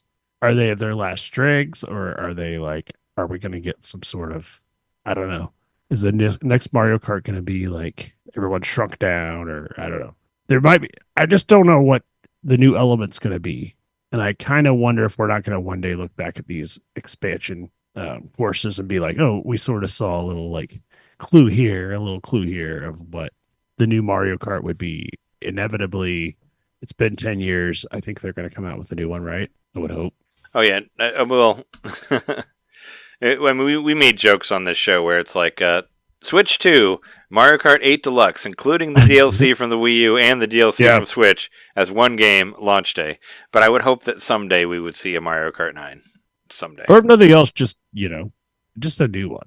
I mean, they did really cap it off this year though, because there was a brand new credits that you would see if you played through all of them. So they did this whole new different credits, credits mode or whatever. So and there was kind of a whole like they definitely put the bittersweet like goodbye to Mario Kart thing that happened online this year. Yeah, not goodbye in the truest sense, just like, hey, we're not going to see any more new stuff. Like, surely this is the end of it. But aside from the new stuff, they did like do a pretty good job of trying to flip things around a little bit. Like they did like they did the what's it called, the DS one, the Peach. They did like the Peach Gardens one where like everything flips like on the third lap. Actually, I think that was last year. But I mean, still there was some really really good re-release ones. Like we finally got one of my favorites, DK Mountain. We got the boat, the Daisy Cruiser from Double Dash fame. So aside from the new levels, the new races, there were still a lot that I really enjoyed from the previous ones. That's agree. So yeah, what a cool. Oh no, that didn't. Oh yeah, and we got Maple Treeway also. That one was really good. Love that level. Yeah, Maple Treeway this year? I thought that was this year. Peach Garden. Oh no, that's last year because there's Merry Mountain. Yeah. Never mind. It was 4, 5, and 6 we got this year. So okay.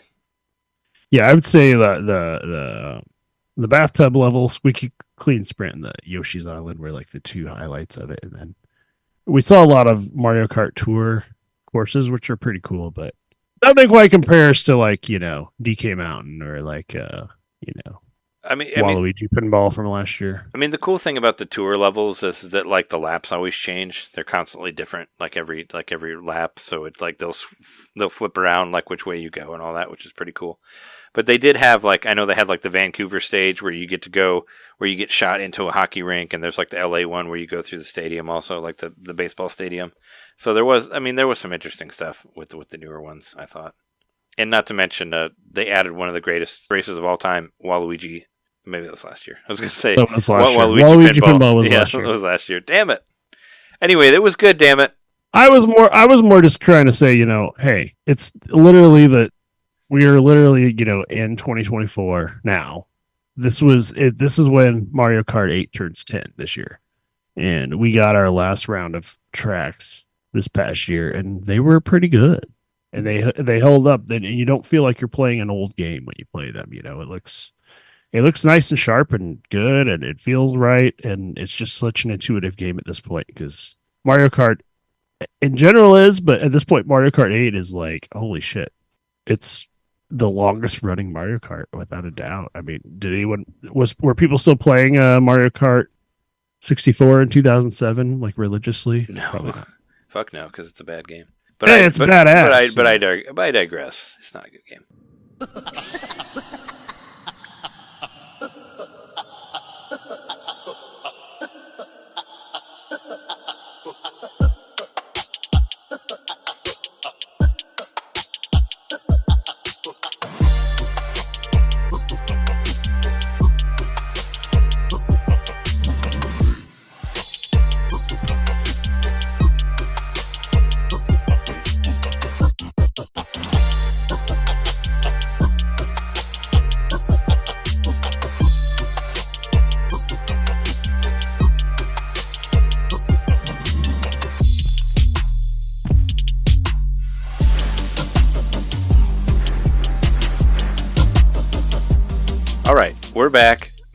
on to number 7. Going.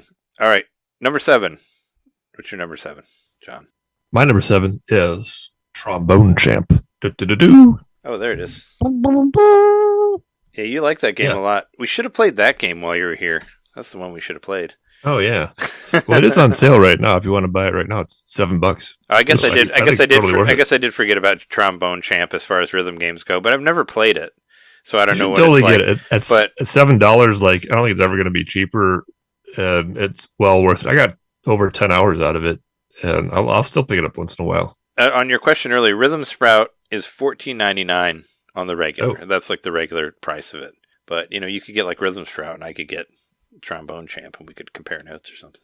But that'd be cool. I'm just saying even on its full price is $14.99, and I thought that was a great price for the amount of joy that I had out of it. Yeah, and Trombone Champ just the same. It's like I don't think there's been a single time I picked up that game where I didn't laugh out loud, and I'm 10 hours into it. It's just inherently funny to just like flip the Wii music thing on its head, where that game was trying to be something.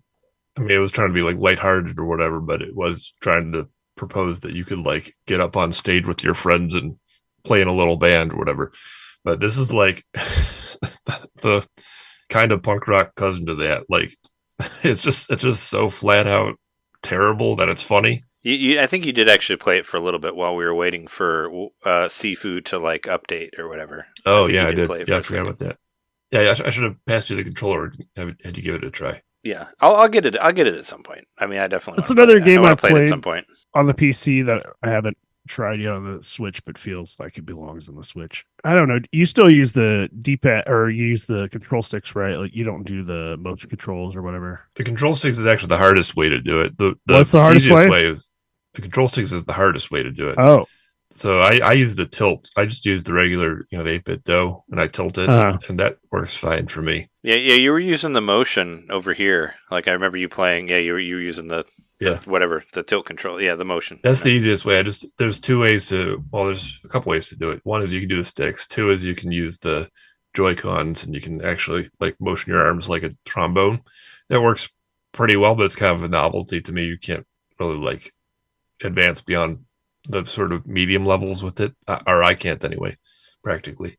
Then the two other ways are motion based. So there's one where it's tilt plus motion, and then the other one is just tilt. The one that I use is just tilt. And there's the IR one too, right? Did you mention that already? The IR camera one? That's what I meant by the Joy-Con one. Oh, okay, yeah. The IR camera. Yeah, it's interesting. I think it works pretty well. It's a fun novelty, but as far as like getting into the harder levels, I think it'd be really difficult to do that. Yeah, it's interesting that anything uses that. Like I was really, really surprised and kind of blown away that they used it in WarioWare. But I mean, if you do like a proper WarioWare, it should be in there, for Move It, obviously. Yeah, I saw something, I think it was Beat 'em Ups or one of those channels. They're going through all the games that use the IR camera, and there's 11, and that's it. And Trombone Champ is one of them. Nice. Well, because I know like Labo. I'm sure they included Labo because Labo did use it because you could kind of get like the Predator vision if you made like the little remote control thing. Well, Labo was also cool, using it. Like the IR camera is what was. Oh, use it for the piano too, right? Stuff, yeah. But Trombone Champ, they're still supporting it to this day. They put out, I think, they probably put like 6 or 8 new tracks since it came out, and they give updates every once in a while on what they're doing with it. And I think it's just. They took this like what could have been a simple little joke, meme, trombone game, whatever, and they're squeezing the most depth out of it that they possibly can. And you can dig in. There's like Trombone Champ lore in there. You can collect little tromboner cards, and there's like you'll know what I'm talking about if you played it. And Jeremy, you played it. It's like a game behind the game where you're trying to figure out what's really going on. No, and I do kind of remember. It's got like a lore little bit of that, but I kind of also wonder. I played like an earlier version of it, so maybe there's been stuff added on, stuff like maybe the lore is. And also, I just might not have paid attention when I played it before. Yeah, I do. We'll see. I got a pretty busy weekend coming up, but sale ends in 3 hours. Oh no, 3 hours. No pressure. Decide right now. I think it's totally worth it. $7. We'll see how I feel after we finish this podcast, which will hopefully be before that time. No, maybe I'll get it. I hope so. I have to go out of town for a thing this weekend, so I mean, we'll see. Me too. What time it is, but or what if I have time to play it? Is what I mean. But yeah, no, I mean that's definitely a good number 7. I think there. My number 7 we already talked about, and that's Sonic Superstars. I mean, what's more perfect than Sonic being number 7? Because Sonic games like always get 7s. And you know what? My favorite games are 7s anyway, so fuck it. Who cares? Like Sonic Frontiers got a 7, and I love that game. I think it was like number 4 on my list last year or something like that, so who cares? I mean, I guess number 7s are less like, I don't know, they're less like Story 2B or whatever. It's less like God of War, where it's just like you walk around and it just tells you how to do things. You can actually kind of like try to play the game and have fun with it. Completely detached from the game itself, but for me, 7s are a fairly well polished game that can only get better. I like 7s. It's not it's not like being a lot of tossed out 7s. there at like a 4, or 3 or 4, and then you got to kind of watch it grow. Well, also a lot of those like 9s and 10s, I feel like are a lot of it's like pressure or like or people are just like absolutely shilled rating it because they have to rate it high, and if they don't, that's they why might a high rated they might get indie looked is like, badly by their peers or whatever. I don't know. No matter who rates an indie highly, like you got to just take it more serious because there's no way they're getting paid off to give it a good review. I mean, AEW got a 7, and I never played that game. I haven't put 100 hours into it or anything like that. But but no, yeah, Sonic Superstars. Yeah, I thought it was the perfect spot was number 7 for that for me, and it kind of moved around actually. But I was like, yeah, it's 7. I mean, That's Sonic solid. has to go fast. I kind of get it. It's always moving. I think it's a good 7 there. That's where I put it. And we already talked about it, so we don't need to talk about it anymore. We can move on to Jeremy's 7. Alrighty, so this one's kind of a little complicated, but I'll stand by it. Even though it happened really recently, my mind was completely blown by Lego Fortnite. Oh, okay. Wow. Oh, all right. Hey, I didn't think that would make it in there. No, Lego Fortnite is really good, and I put a couple hours into it, and I didn't like do anything too significant. Mostly, I was just like goofing off, and I don't know, like it's a different version of Minecraft more than it's like Fortnite. Yeah. Oh, yeah, But, for sure. But it's a totally like we've talked about it a little bit on the show, but it's basically like Minecraft, but combine it with a little bit of like Breath of the Wild, a little bit of like Animal Crossing or whatever. And I haven't played it like multiplayer, but I guess multiplayer is a blast. You can have like up to like 8 people or something like playing in the same like created world, which is like made from a seed or whatever, So that once again, that's Minecraft. Yeah. It'll be like when we played Minecraft Wii U together or whatever way back when. Now I would totally play that multiplayer. No, I thought you would like it because I heard a lot of Minecraft people were really, really digging it. So, but I've talked to a couple of people I work with who play it, and like at least 2 people I know who are like super into video games. They're like, it's like one of the best games I've played in a long time. So it like kind of like was confirmation bias for me because come on, like I'm like this is really good, but I don't know if anyone else is going to say it's good. And then I started like getting that confirmation bias all around me, including with people I knew. So I was like, all right, cool. It is actually good. I'm not just like, this isn't just like catering to me specifically or whatever, Also, it's fucking free. Costs you nothing. It's free. You don't have to pay a dime for it. You can play it whenever you want for free. Which we're saying like within that, there was also a racing game and made by the people who developed Rocket League. And then there was there's basically like a Guitar Hero game made by like people from Harmonix, and these are companies that were bought up by what was the I think it is straight up Harmonix still. I mean, at least it's called that. But they're owned by Epic Games. But what was the company that did Rocket League? It's like, John, do you know off the top of your head? Yeah, the company that did Rocket League. Oh shoot, yep. I'm blanking on the name of it. But they were an indie company, and then they got bought out company. They got bought up by Epic as well. So, I mean, Epic owns a lot of shit. So, like, it's just nice to see that they're not dead. It's like, it's kind of like a little pustule rose on the skin of Fortnite, and there's a little bit of Guitar Hero and the like pus underneath the skin, but it's fun to play. But I really like I don't know why I said all that. I mean, it's not a great game. I don't know. It's fine, but it's more like I'm looking at a light shining through a zit, and I'm not playing Guitar Hero. But I do like the Lego Fortnite. I didn't even know a lot. what you were talking about.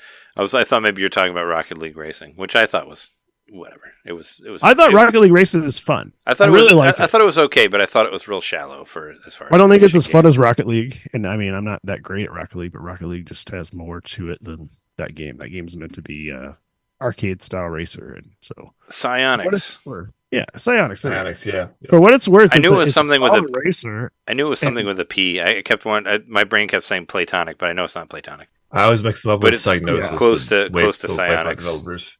Well, because Platonic is the other, They're the ones that did a ukulele, right? Ukulele, yeah. I haven't played enough of the racing game to really give like a super solid review of it because they're probably adding new courses all the time, and I haven't checked it out in weeks. So it might be like amazing, but that triple pack of things that they revealed within the universe of Fortnite, which is now it's truly its own platform. Not that it wasn't before, but now that you can host your own world for free on it in a Minecraft style game, and all your friends can hang out in, it's super easy to do because they actually know how to do that kind of shit. So you can do voice chat and stuff, pretty easy from what I can tell. You can that's one of the few games you can voice chat on Switch with on Fortnite. So they went past the app. That being said, I haven't played a lot of it. I played, like I said, a couple hours, which for some people that would be a lot, but for me, knowing what kind of game this is, that's just barely scratching the blocks on the surface, so to speak. But it did inspire me to go. I was like, if I'm going to play Lego Fortnite, then I can't do that yet. I have to go play one of the Builders games. So I went back and, I'll talk about it in the future, but I actually played all the way through. Yeah, like 100 plus 2. hours or whatever. Well, I hear it's a long game. It wasn't that, but it was like 80 something probably. So whenever Fortnite makes a Pokemon game, you'll go back and play Dragon Quest Monsters Dark Prince, and you'll be like, man, this game is great. 5 years from now. Right. 5 years from now. We'll get to that. I don't mind being late to the party on some games because... Oh, yeah, I don't mind. Good. It depends on what it is. Yeah, I mean, stuff that's outside of this show or whatever that's on other systems and not Nintendo, I don't mind being late to it. But, we got to get content, so I feel obligated to play something on Switch. But I'm always willing to come back around. And so, yeah, I got to say, for being a free game on the Switch, I mean, I would tell kids, don't bug your mom and dad for Fortnite Minecraft bucks anymore. Just get the Fortnite game. Yeah. Just get Fortnite. Or wait, you already have it probably. Just get Lego on the Fortnite, which actually you already have too, because I think it's just automatically on there. Yeah, you don't have to download it. It's just on there. If you have the latest version of Fortnite, it's there. You just have to navigate the menu, which can be incredibly confusing. But find it and play it, and you can the kids know what they're doing. They can set VCR clocks, I hear. You can play Fortnite Performance or whatever the fuck it's called, and you can listen to all the Weekend songs. But I will say I would never would have thought in the year 2020, well, now 2024, but I never would have thought I'd be mentioning Fortnite.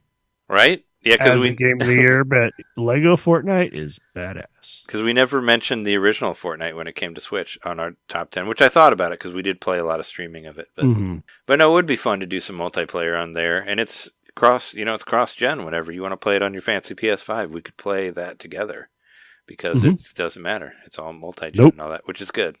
Everything should do that. And that's what Kenny Omega promised us on AEW, and it didn't happen. I'm looking at you. I mean, he's in the hospital right now, so get better, Kenny. He's got some shit going on. So I'm not trying to yell at him too much, but...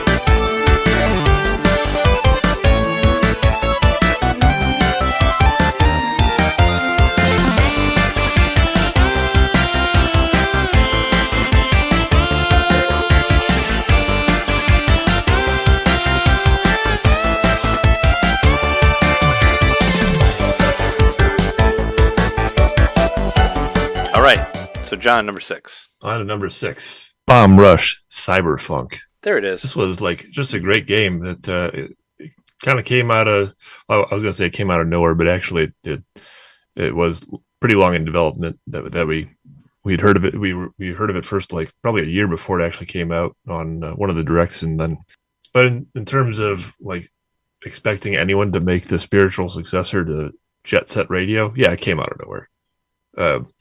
And then, lo and behold, we actually got an announcement about 3 weeks ago at the Game Awards that they are doing another Jet Set Radio. Official.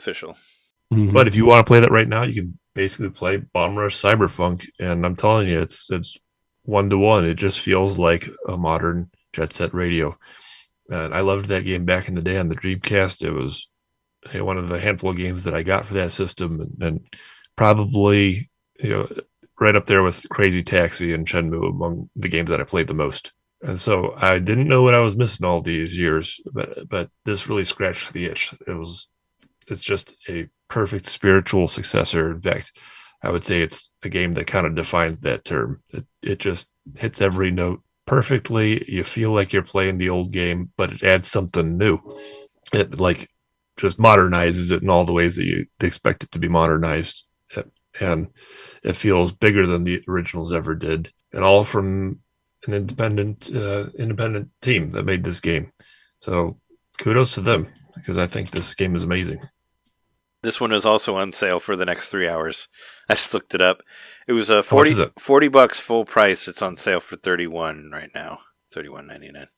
But no, worth it. I did actually get to see this. John, you played this as well while you were here, and this actually was one I was incredibly interested in.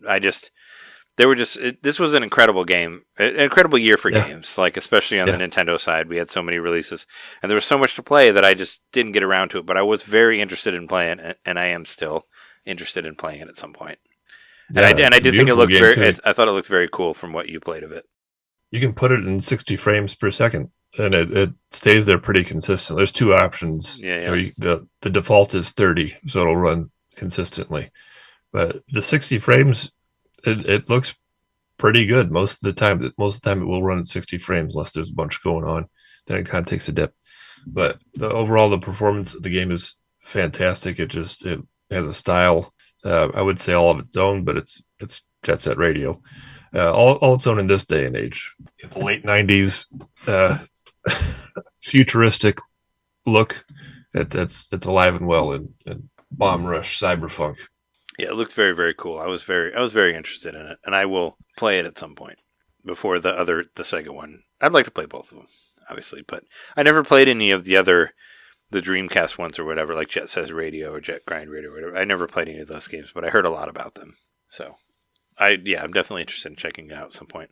I figured it'd be on your list somewhere, and here it is. There it is, number 7. Number 7. Excuse me, number 6. Number 6. Number 6. Yeah. Number 6. All right. My number 6 is a little game called Fire Emblem Engage. There it is. Fire Emblem Engage was a game that came out at the beginning of this year. I've been listening to people on podcasts being like, I couldn't even remember that Fire Emblem came out because it was so early. And, work was slow then before the strikes even happened. So it was kind of I was like, well, I like the way the game looks, but I'm not just going to throw $60 at a game out of nowhere. But I bought it on a sale, half off sale, and I finally got to play it. And it's really good. It's much more streamlined than Three Houses, which I'm sure Three Houses was probably maybe higher in my list whenever that came out. Who knows? But it was a crazy year, a lot of good stuff. But no, I like this one better than Three Houses so far. I like that it's more streamlined. I like that it's more classic Fire Emblem. Actually, this game inspired me to go back and beat my favorite Fire Emblem of all time, which is the original Game Boy Advance Fire Emblem, which was the first time I ever played it. And I went back and beat it on my Wii U on Virtual Console because I loved... What's the name of that game? What's the subtitle? Well, it's just called Fire Emblem in America, but it's called, The Blazing Blade, I think. Oh, okay. That's what it was called. I have one of the Fire Emblems on Game Boy Advance. I just couldn't remember which one. Well, there were two of them. There was Fire Emblem, just called Fire Emblem, which is the Blazing Blade, and then there was the Sacred Stones, which is the sequel to that. But Fire Emblem, regular Fire Emblem, is on the Game Boy Advance app on Switch Online right now. And if you haven't played it, play it. It's really good. This one blew my mind when it came out. When I bought, it was right around the time of when the SP came out, so I bought the SP and Fire Emblem together, and it was the first time I had ever experienced Fire Emblem.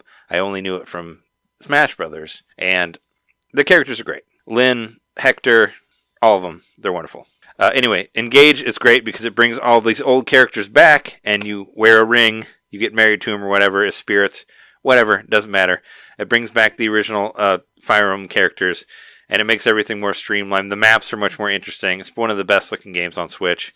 I put like 20 hours into it, and I had a blast playing it.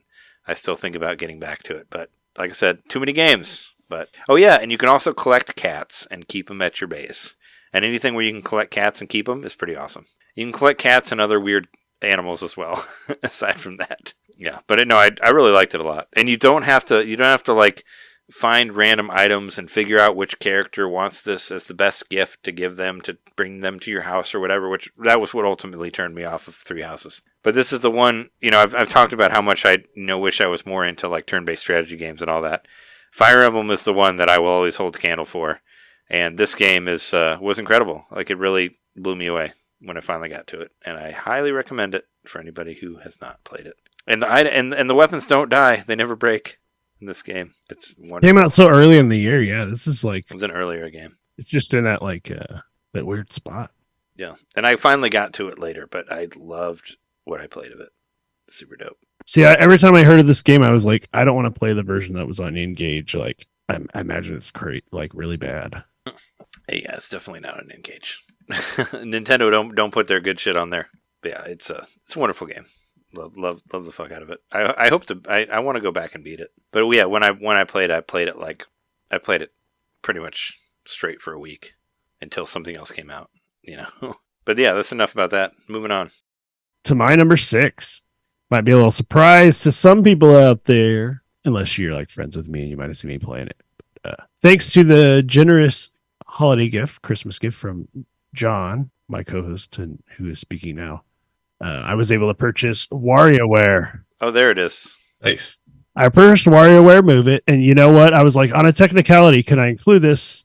I think I can include it because it did come out in 2023. You can put whatever you want in there. Well, I played it at your house as long as it in came the year out. 2023. You did on your birthday day or whatever. And it was too complicated for me in my state of it's I tried. Yeah, it's a hard thing to and I'm gonna say as of today playing it, I got it yesterday and played it a little bit, but I played it a lot more today. And I'm doing the whole thing where I'm standing up and doing the squats and everything. So you're braver than me. I didn't do the squats. Well, I mean, I played it standing up somewhat, but you can play it all sitting down if you don't want to. Yeah, and I mean, I would hope so because you want it to be accessible, but it's still fun. Basically, I just played until I got to 9-volt.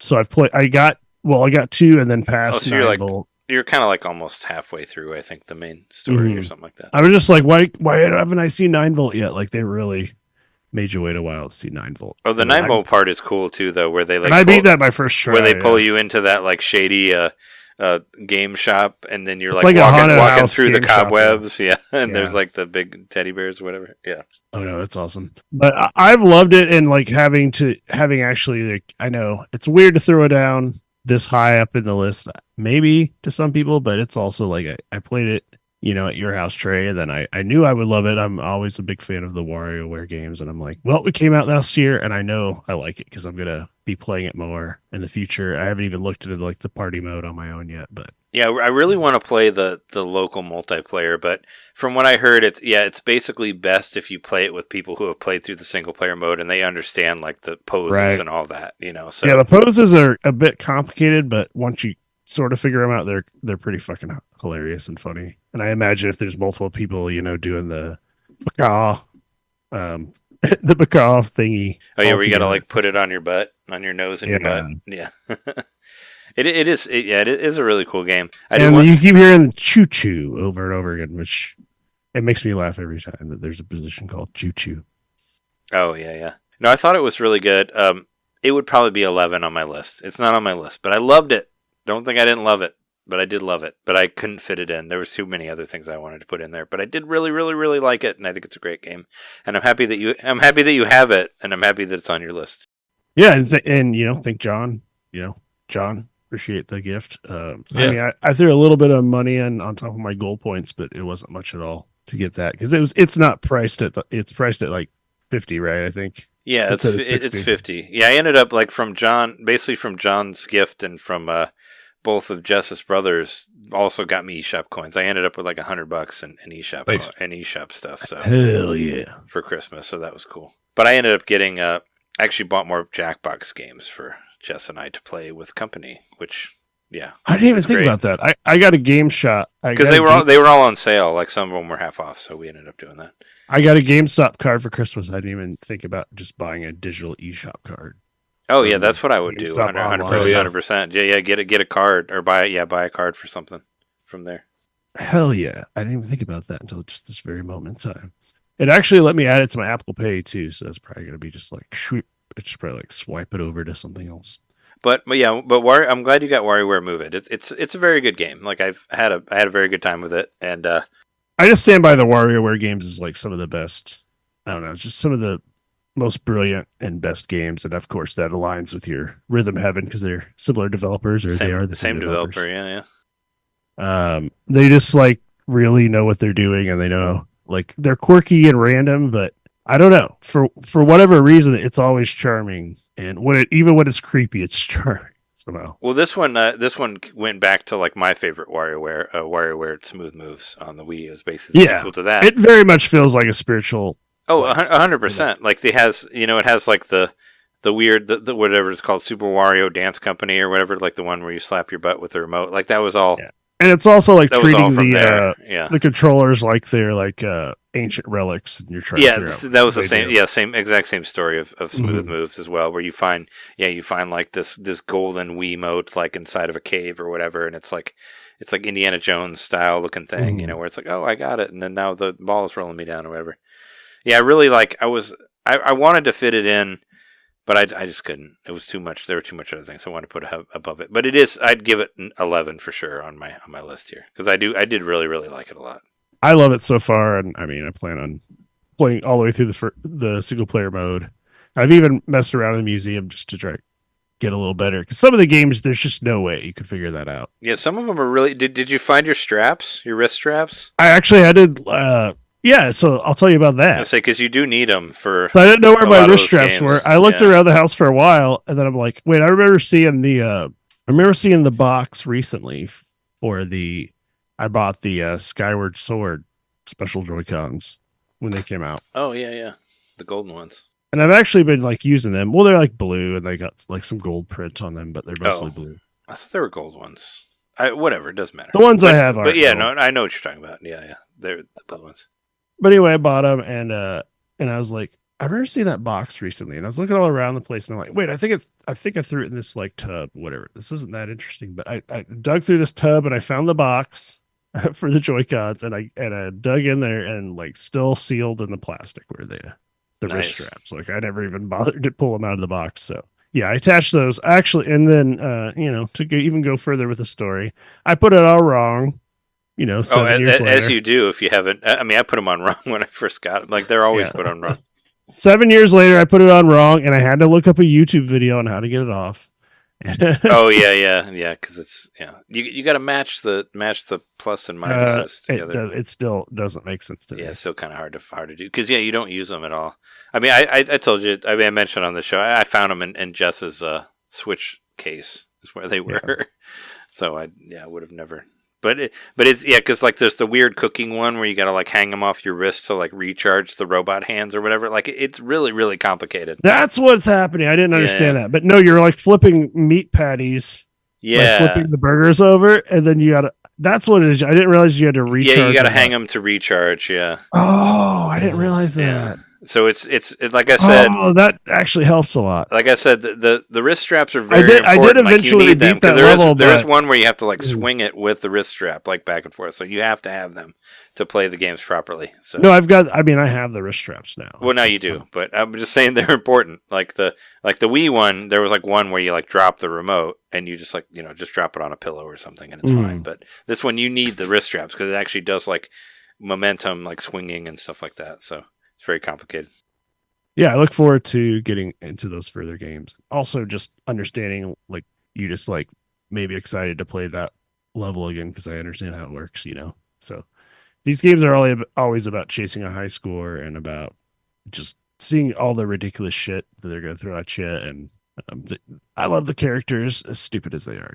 It's really, I mean, at really this point- unique too. Like a lot of really unique games in there. Like it kind of basically made me feel like the Switch was young again. Like it kind of reminded me of like the Wii times when like you saw motion control for the first time and you're like, oh my god, they could do all these crazy things with it. But now it's like the other side of like, because Smooth Loose was at the beginning, and this is the other side now, and it's like.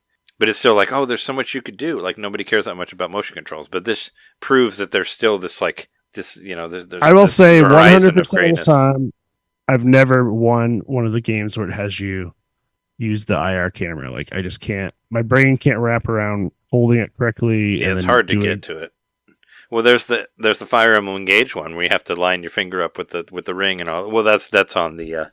I just don't get it because it's like you got the wrist straps, and to me they like seem way too short to like let go of one with one hand, then grab the other one, and then have it far enough from my hand to where it could see my hand. Like I just don't think the wrist strap's long enough. Like I'm like pulling it over, and I'm like. I don't know. It's just kind of annoying because I'm supposed to like make some kind of gesture in front of it, like a gang sign or something, and I don't understand what I'm doing. Well, especially when you get to the ones where you have to like switch the positions like really quickly, and it's like, all right, do this one, but then flip it over and then do the choo-choo one, and I'm like, wait, what? Hold on, I was already doing crazy shit with the IR one. Like it gets real difficult.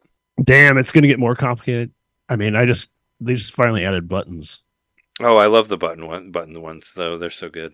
When you had to like, the one was like I had to trap ants in these two little bottles. That was pretty cool. Oh yeah, just, yeah. like, Where you got to do pop your finger down. I like the one. There's the leaking pipe where you have to like have your fingers over so the pipe doesn't leak out. But then it like starts squirting out another one. You have to put your finger on another spot. Like I said, it's really a lot of fun. It's a very good game. Making me feel bad for not putting it on my list here, but whatever. It's all right. I like it a lot. Well, it's on our list. It's on your list, so thankfully you played it at number 6. We should move on to 5 though.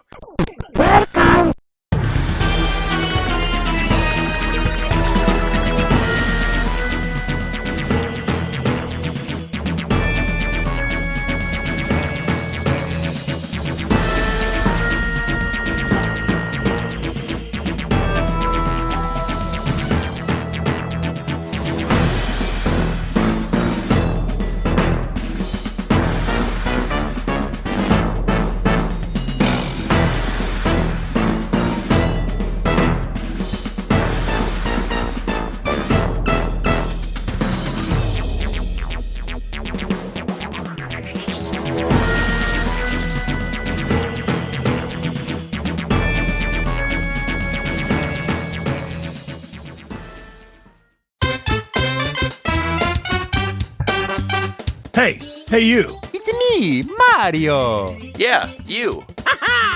Subscribe to our Patreon to hear our bonus shows, which happen every month. I'm tired. Tired of all the big corporate podcasts spoon-feeding you the same old video game news on every single show? Spaghetti. Ravioli. Then expand! With NintenDomain Expansion Pack. It's us talking about old games that were important to us. It's us interviewing people that we meet at conventions. And heck, it's live shows from those same conventions. It's basically everything you could want that NintenDomain ever made. Here we go! And it's just $1 a month. That's less than a bad indie on the eShop. It's $12 a year, which is less than Nintendo Switch Online. Thank you so much for subscribing to our Patreon and supporting NintenDomain. Just go to patreon.com/NintenDomain podcast and hey, Mario, let go. Whoa! He's throwing us back to the show. So long, Bowser. Patreon.com/NintenDomain podcast. Game over.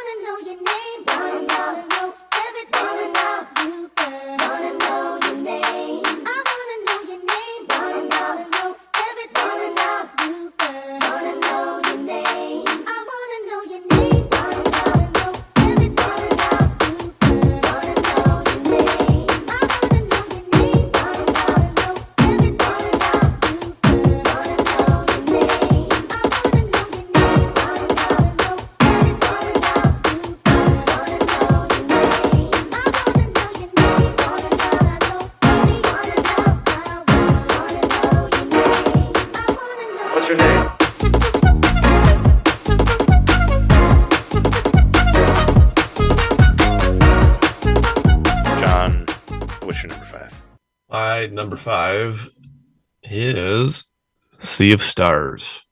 I figured that one's going to show up. Okay, somewhere. okay. Yeah. Yeah, it's on my list. Yeah. The only reason it's number 5 is and not higher, I suspect, is just because I've only played it about 5 hours. I got distracted by the glut of games that came out for the Thanksgiving sale. And You did, yeah. You and the went, Christmas sale. you went crazy on it. Too crazy on it, but yeah. I literally got like 50 something games in the last 3 months. So pretty distracted there. But the 5 hours that I played plus I want to say 2 hours of the demo, I mean, that game, it's good enough that it made this guy who says again and again he's not an RPG fan put an RPG on his top 10 list. So it's a fantastic game. I just think the quality is apparent from the first time you turn it on. It just feels like this lush, inviting experience. You can tell there's depth to the world, and I think also as a fan of the Messenger, when I heard that this was going to be set in the same world as the Messenger, part of me wanted it to be like more Messenger, but I'm kind of excited that it's something different set in the same world, and I like that this team is building out this interesting world that they have. There's a lot of interesting stories and they're interesting characters. I think they're doing just a great job of world building with this little RPG, which was inspired by Chrono Trigger. And I just read something the other day about how much the Chrono Trigger guys loved Sea of Stars. So what does Sea of? Oh yeah, I've read that they had good things to say about it. Not Chrono Trigger related, but if you have a chance, go to Fangamer and watch the Earthbound movie, the Earthbound documentary. Jess and I watched it together, and I fucking loved it. Peer Schneider is in it a lot. Jeremy Parrish is in there for a second, but it's really cool. It's mostly based around the people who loved Earthbound on Super Nintendo and hoped, just like I did, for the Earthbound 64 game on 64 and for Mother 3, and just got defeated over and over and over again. But actually, the person who translated Mother 3, the game that Jess played, Tomato, is like a main character in the game, in the movie. So we were watching it and Jess was like, oh wait, holy fuck. Like when I played Mother 3, it said translated by Tomato. Like this is Tomato. Like I had no idea. Awesome. Like it shows him from young. Didn't they get that cartridge off Etsy or something? Well, yeah. We bought it. I think I bought it. Oh, one of us bought it off Etsy, yeah, and I have a physical copy of it, which I feel kind of bad about it because they didn't. There's this whole thing about Tomato feeling conflicted about whether it'll put out the translation and all that. But I just thought it was done incredible, and it has the creator of Earthbound in it. Like they do go to Japan and talk to him over dinner and all that, and yeah, it was done really really well. I rented it for $7, and it was totally worth it. Like we loved it. It's 2 hours long, and I thought it was fucking great. But yeah, Earthbound tangent. But yeah, no, that was that movie really blew me away. But yeah, no, Sea of Stars. This one is number 12 on my list. It's close, but didn't make it. I didn't have enough time with it. Is the thing. I just there was too much shit happening. I put maybe 8 hours into it, but I did think it was a good game. I mean, we're in it. Yeah, that's true. We are in it. Yeah. Thanks to you. No, I understand, and I kickstarted it and all that. There were just. I was kind of a little burned out on RPGs at the beginning of the year, and now right now. I don't blame you. But now I want to just play RPGs, so I'll get back to it. Well, I got brought back from playing Octopath and Dragon Quest and Fire Emblem Engage kind of recharged me in that area. But yeah, anyway, I do want to play more of it, but I figured it would be on both of your lists. But in the end, I was like, I want these other ones higher. So, but it's 12. It's there. It's just under WarioWare Move It. So there you go. So what is this, 5? I'll do 5. I hope that one of you has this on your list. This one kind of went back and forth a bunch too, and maybe it should have been higher than where it is, but whatever. Number 5, F-Zero 99, the online game. Definitely on my list. Which, I absolutely loved F-Zero 99. It was I just kind of did a little script on here. It's just when us F-Zero fans thought that our favorite fast racing franchise was dead, they brought it back in the 99 form. It does a great job of modernizing the SNES game without losing any of the charm, and with all of the updates it has so far. Coming back in Pog form, isn't it? Kind of. I mean, I'm a huge F-Zero fan. You're bringing old concept to like a really like virally popular concept. Yeah. which I is mean, if the you're battle royale game. if you're on our actually, it wasn't even on our Patreon. If you listen to our 400th episode where we talked about our favorite Nintendo franchises that aren't like the ones that everybody likes, my number 2 was fucking F-Zero because I love F-Zero. F-Zero was probably the first racing game that made me realize that I love racing games. When I played it at a comic store, like when I was a teenager. And I love that Super Nintendo game. And just to see it like fully realized now, where they take that Super Nintendo game that I love so much with all the music and all that, and they like modernize it and make like the track wider, and now you have 99 people in there, and now there's like, and they added all the extra shit that they add in F-Zero X and GX and all that, and now there's like the upper area that you can go to, and all of a sudden they made it new again, but also there's the classic mode too, where you can play the original Super Nintendo one, but online. Like, that's fucking crazy, right? Like, yeah. I mean, can you imagine like your favorite Super Nintendo game all of a sudden having online mode? I mean, well, I guess you have that in the Nintendo Switch Online, but not like with 98 other people. Like, this just kind of like blew my mind when it came like out. your friends. You Yeah. can't just randomly Yeah. match up with people. But not like, but you know, the later F-Zero games, they made it where it was like 30 or 40 or 50 racers or whatever, where there was a ton on with you, and they made the races bigger and all that. But they like, just to bring that to the Super Nintendo game and to like make it like so big and like make it free and all that, and they're still adding stuff to it. Like, I played because they had the winter thing where there's like the snow on the tracks. Like, I played that when that was on there, and it's I love it so much. It's like, we finally, us F-Zero fans, and I know that we have listeners that love F-Zero because I've heard you talk on the Facebook and all that. We finally somebody finally gave a shit to us F-Zero fans who have been waiting for so long. Now all we need is next year F-Zero GX remaster on Switch. Let's do it, or Switch 2 or whatever. I'll pay full price for it. I don't care. I know there was some leaks, and there's been leaks for a while that something was going to happen with F-Zero, but I was still like floored by that being the. I didn't really think there was going to be a new 99 game. Like, I started like omitting that from my bingo card, you know, like, Yeah. And here we go. It's a new 99 game, and it's F-Zero, and it's really, really fun. And it's my fucking game. It's like my favorite. I don't remember what we did a Super Nintendo ranking episode on our Patreon or whatever. But F-Zero Super Nintendo is like one of my favorite games like ever. It's definitely one of my favorite soundtracks ever too. Like, I love the music so much on there. And it just blew my mind that it was just so wild to see like this modernized or whatever, like the original racing game that made me realize that I loved racing games was like is a fucking 99 game. I just hope that people keep playing it and that we get more F-Zero stuff, because fuck yeah, love the fuck out of that game. It's really cool.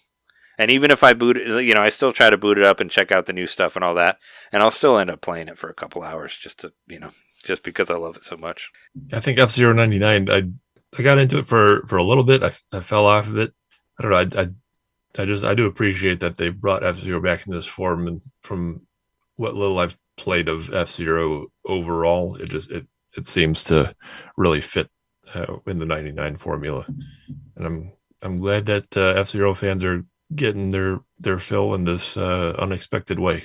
I mean, it truly fits the formula because it was always about these massive tracks of lots of racers. The console just couldn't handle that. We sort of saw it in the Super Nintendo, but that was more like, I don't know. They weren't like persistent characters on the track like in this game.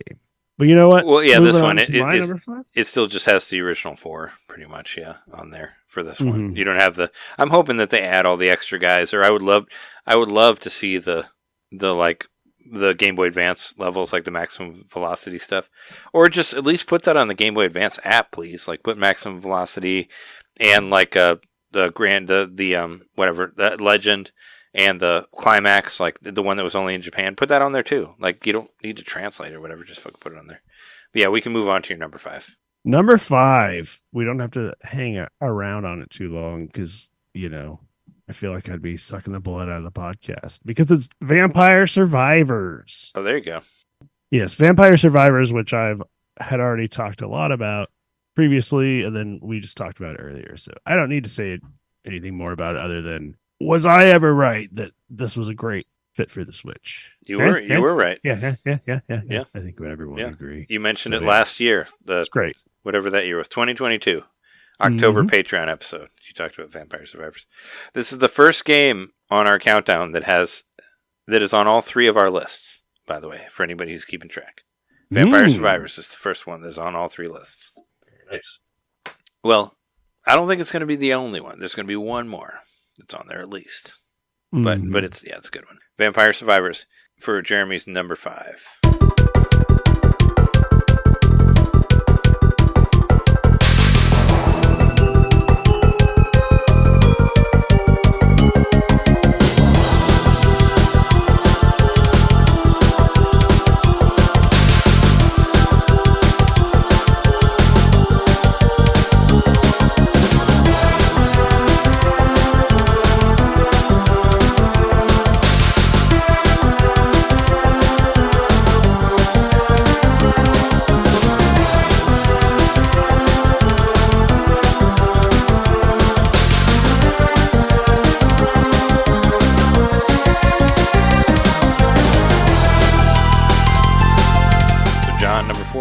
My number 4 is another one that we've already done. That is AEW Fight Forever. There it is. That's the other one I knew would be a third one. Oh man, it's Shake and Joe are going to be so pissed when they listen to this and be like, "Wait, AEW is your number 1 game?" Well, I mean, they love it too. Come on, Shake put like fucking 600 hours into that game. Come on. That's pretty high though. I mean, I played the game for 20 hours and I've got a pretty good list rounded out all together. And yeah, as I said enough about the game earlier, but I am a fan of the game, and I love how much it harkens back to the N64 era. I'm a fan of the game too. Which is it's like, you know, it's like a lot of things. It's like the people who really really love it are the ones who complain the most about it, right? You know, so right. It's like that sort of thing. Like obviously we all love it because we keep playing it, and I've almost put 100 hours into it, but you know, we knew it could be more, but it's already great for what it is. And for me, it's like I haven't touched it yet, but I already know, like, just like earlier, Dragon Quest Builders 2, like there are these games that I know I'm gonna love when I get around to them. I don't want to open that box yet. You should at least play the career mode though. I think you'd have fun with it. Make your own weird wrestler based on yourself. Yeah. You'll have a good time with it. John did too. If I base it on myself. Well, I mean, there's more like, well, just whatever your own.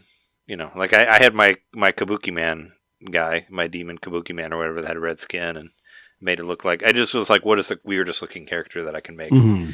And he kind of did like the Wolverine, like civilian mode where he like, because you can make 2 different versions of yourself, like what you look like when you're wrestling and what you look like when you're like in like public.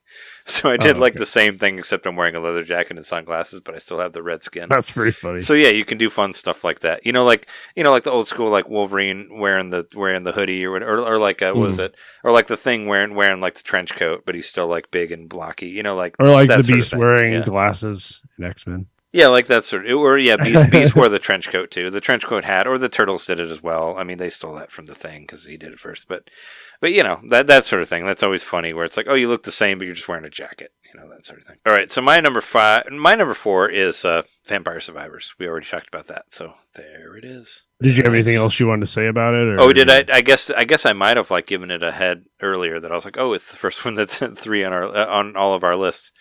It is on my list, yeah. No, I mean, it's like I said, it really just took hold of me, and I think we've always had to kind of acknowledge played it a lot, loved it. It's $5. It's still in my mind, and I still want to go back and play the DLC. I want to play the story mode stuff, and I think it's an incredible game. And it's when I was trying to piece this list together, I wanted to like go by like what was something that like just like, you know, grabbed me and like wouldn't let hold of me until I played it for however long or got most of it or beat it or whatever, that sort of thing.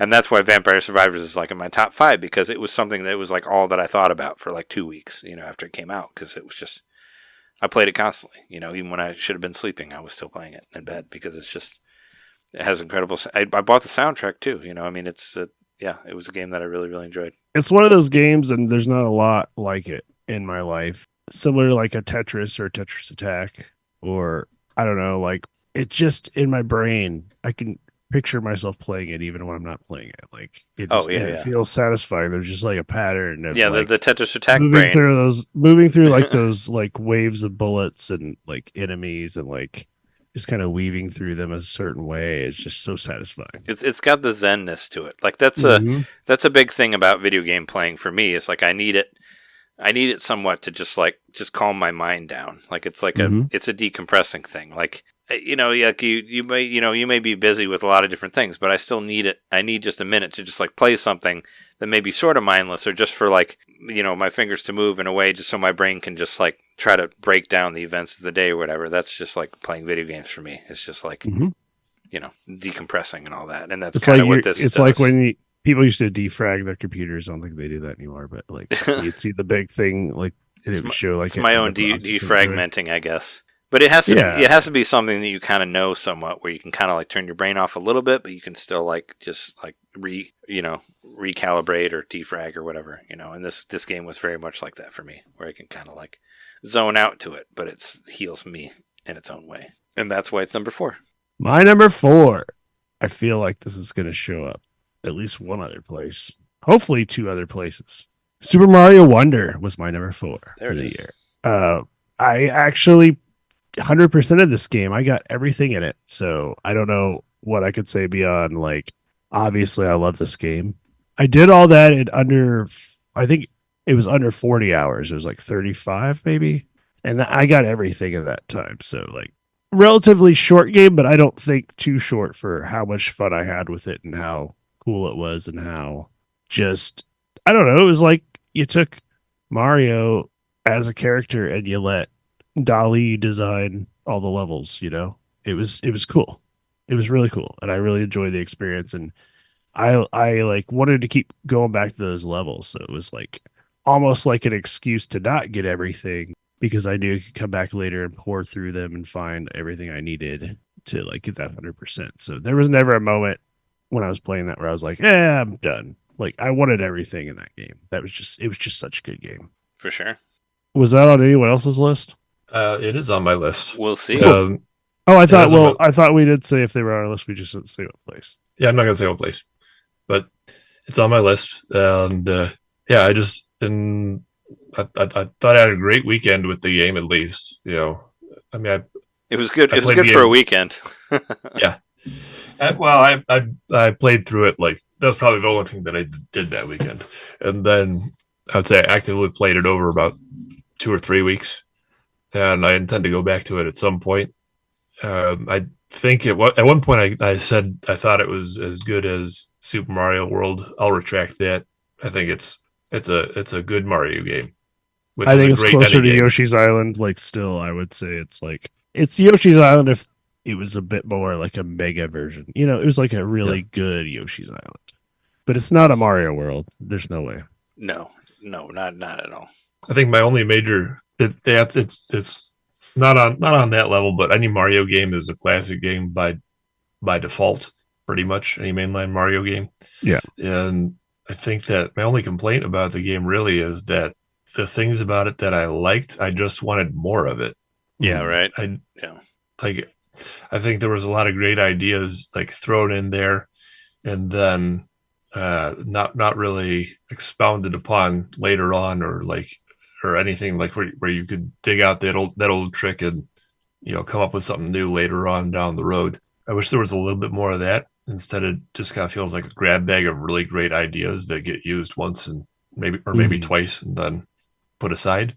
Hey, if that's the worst thing I could say about this game, that's a pretty great bad thing to say about the game. That it just has too many great ideas that it doesn't quite reuse as much as I would like. And not enough bosses. Not enough bosses. Yeah. It really broke my heart when I got to the end of multiple level sets where it's like, oh, and here's your seed. And it's like, wait, what? No boss? No nothing? No, here it is. Like, okay. So I can think of a good parallel here for me. You remember? I don't know if it was last year or the year before. Actually, it was kind of parallel to some Wind Waker stuff where it's like, oh wait, there's not a dungeon there. Oh, well, I guess we don't have space for it on GameCube. Well, you remember when I was like, I wanted everybody to play Bowser's Fury. Bowser's Fury was great. And the only way you could play it was by getting, a game you already owned. So I bought it, and I really wanted y'all to play it. And you sent it to us, whatever. which is I did nice. all that crap. But if neither of you had played Mario Wonder, that's how I feel like my level of excitement is about the same for Wonder as it was for the game. Like it's something like I'd be like, no, you gotta play this. You gotta play this. Like you have to experience this. It's really cool. But would I say like it's like an exciting new direction for Mario or something like that? No. I think it's just a good game on its own. I think it's not like exciting new forward, visuals. it's not like a forward motion. Yeah, no, it looks great. I think it's kind of like a half step, like it's like a half step in the right direction, but maybe not as full as some of us hoped, I guess. I think for a company that's 130 years old and that basically made the same Mario 2D games, for the last 15 years, pretty good evolution of the series. Yeah, for sure. Yeah.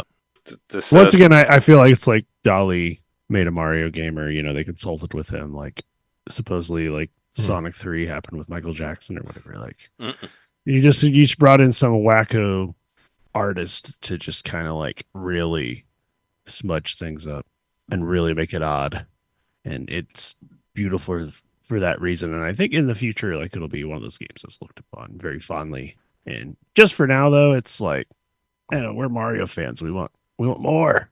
I mean, it's already looked pretty fondly, looked on pretty fondly by a lot of people. I think it'll be a cult classic if they don't, drive the formula into the ground or whatever. I mean, I'm sure there'll be a Wonder 2 for Switch 2. I mean, I'm sure they'll keep it going and all that. I mean, I do think what's interesting about it, and maybe why you see less bosses and that sort of thing, is that it was heavily influenced by Mario Maker 1 and 2. That's why I wonder if there would be a Wonder Maker or something like that. But they were like, after in a post Maker world or whatever, it's like, how do we make a Mario game that's going to appeal to, people like John 1,000 hours of Mario Maker over here. And I did think that was interesting. What they tried to do, like the, to kind of give you the feeling of like the Mario Maker levels and that sort of thing, which I thought they did somewhat. But I guess you're right about that. I didn't think about that, but it is kind of like they sort of took a lot of those ideas and like kind of smoothed the contours and made it fit into like a new engine and a new art style. And it is sort of just like you're seeing like a polished version of the Mario Maker ideas. I think you're right. Well, and made by Nintendo, so there's less like shitty levels that you're going to run into. That doesn't mean they all over again. Came up with those ideas necessarily. You're not going to run into like 1-1, but this part is different or whatever. Like all that fucking Mario Maker shit. Speaking of that inspiration, actually, one of the costumes has it's theorized that it was taken from some Mario mods. So it was the whole mod community for Super Mario World. One of the badges. One of the bubble badge, the whole bubble costume. It was done in a popular Super Mario World mod before, pink outfit and everything. So Nintendo is definitely paying attention to the mod community and paying attention to.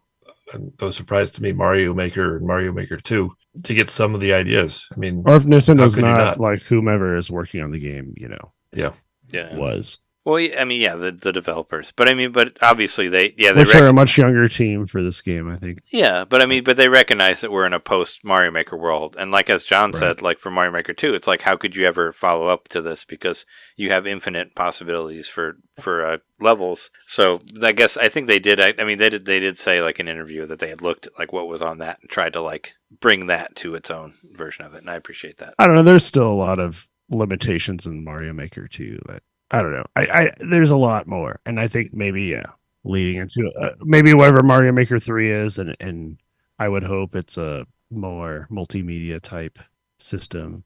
Make it easier to find your friends' levels. Well, make the Wii U like the right way this time. Yeah, people say the Switch was the Wii U the right way, but I think it's half of the. But Wii it didn't have the dual screen creation that was so good for Mario Maker 1, for sure. But they also kind of flip back and forth because, there was Mario Maker that inspired Wonder, but then there's people making Wonder levels on Mario Maker. So it's all so it kind of threw more fire to the flame of Maker and all that. So Mario Maker will never die. I'm just saying, play that game again. Game Wonder Maker and Switch 2. Yeah, probably. And that's everybody's. That was my number 4. Yep.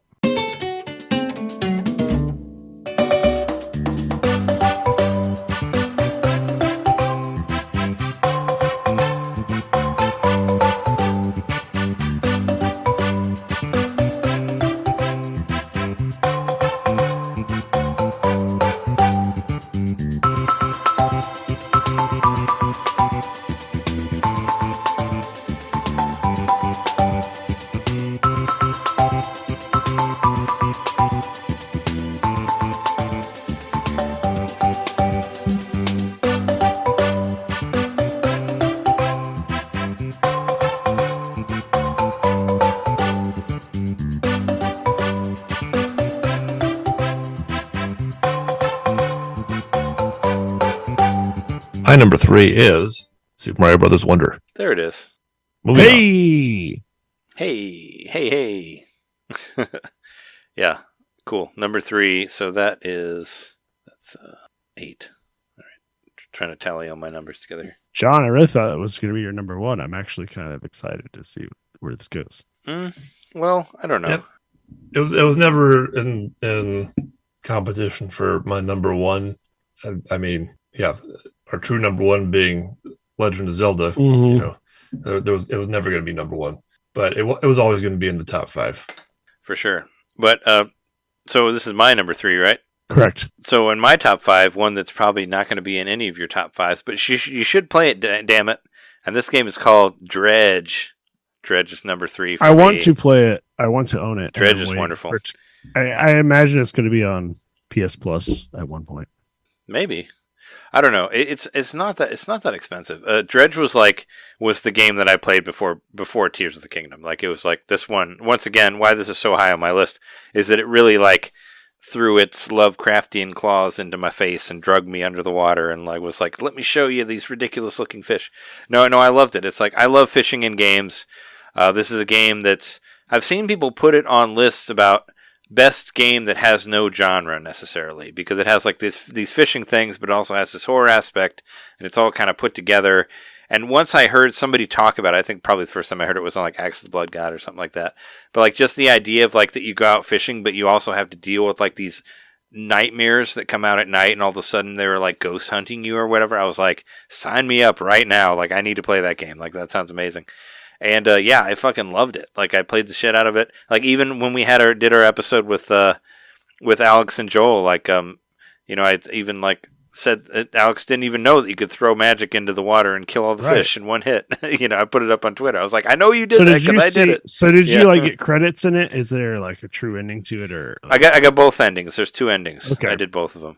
Well, I did because I think they've did expansions for it, or am I just there is a DLC. There's an ice DLC which I haven't played yet, but I did buy it and I do have it ready to go on the Switch. I didn't get to it, but I wanted to. But no, I haven't played the DLC yet, but I did go back just to play, just to see, just to make sure that I was I know that I had that. But no, it's, yeah, you basically, you go around and you fish, and there's the economy of selling the fish. But there's this cool thing where you can find, these mutated fish, these kind of demonic fish.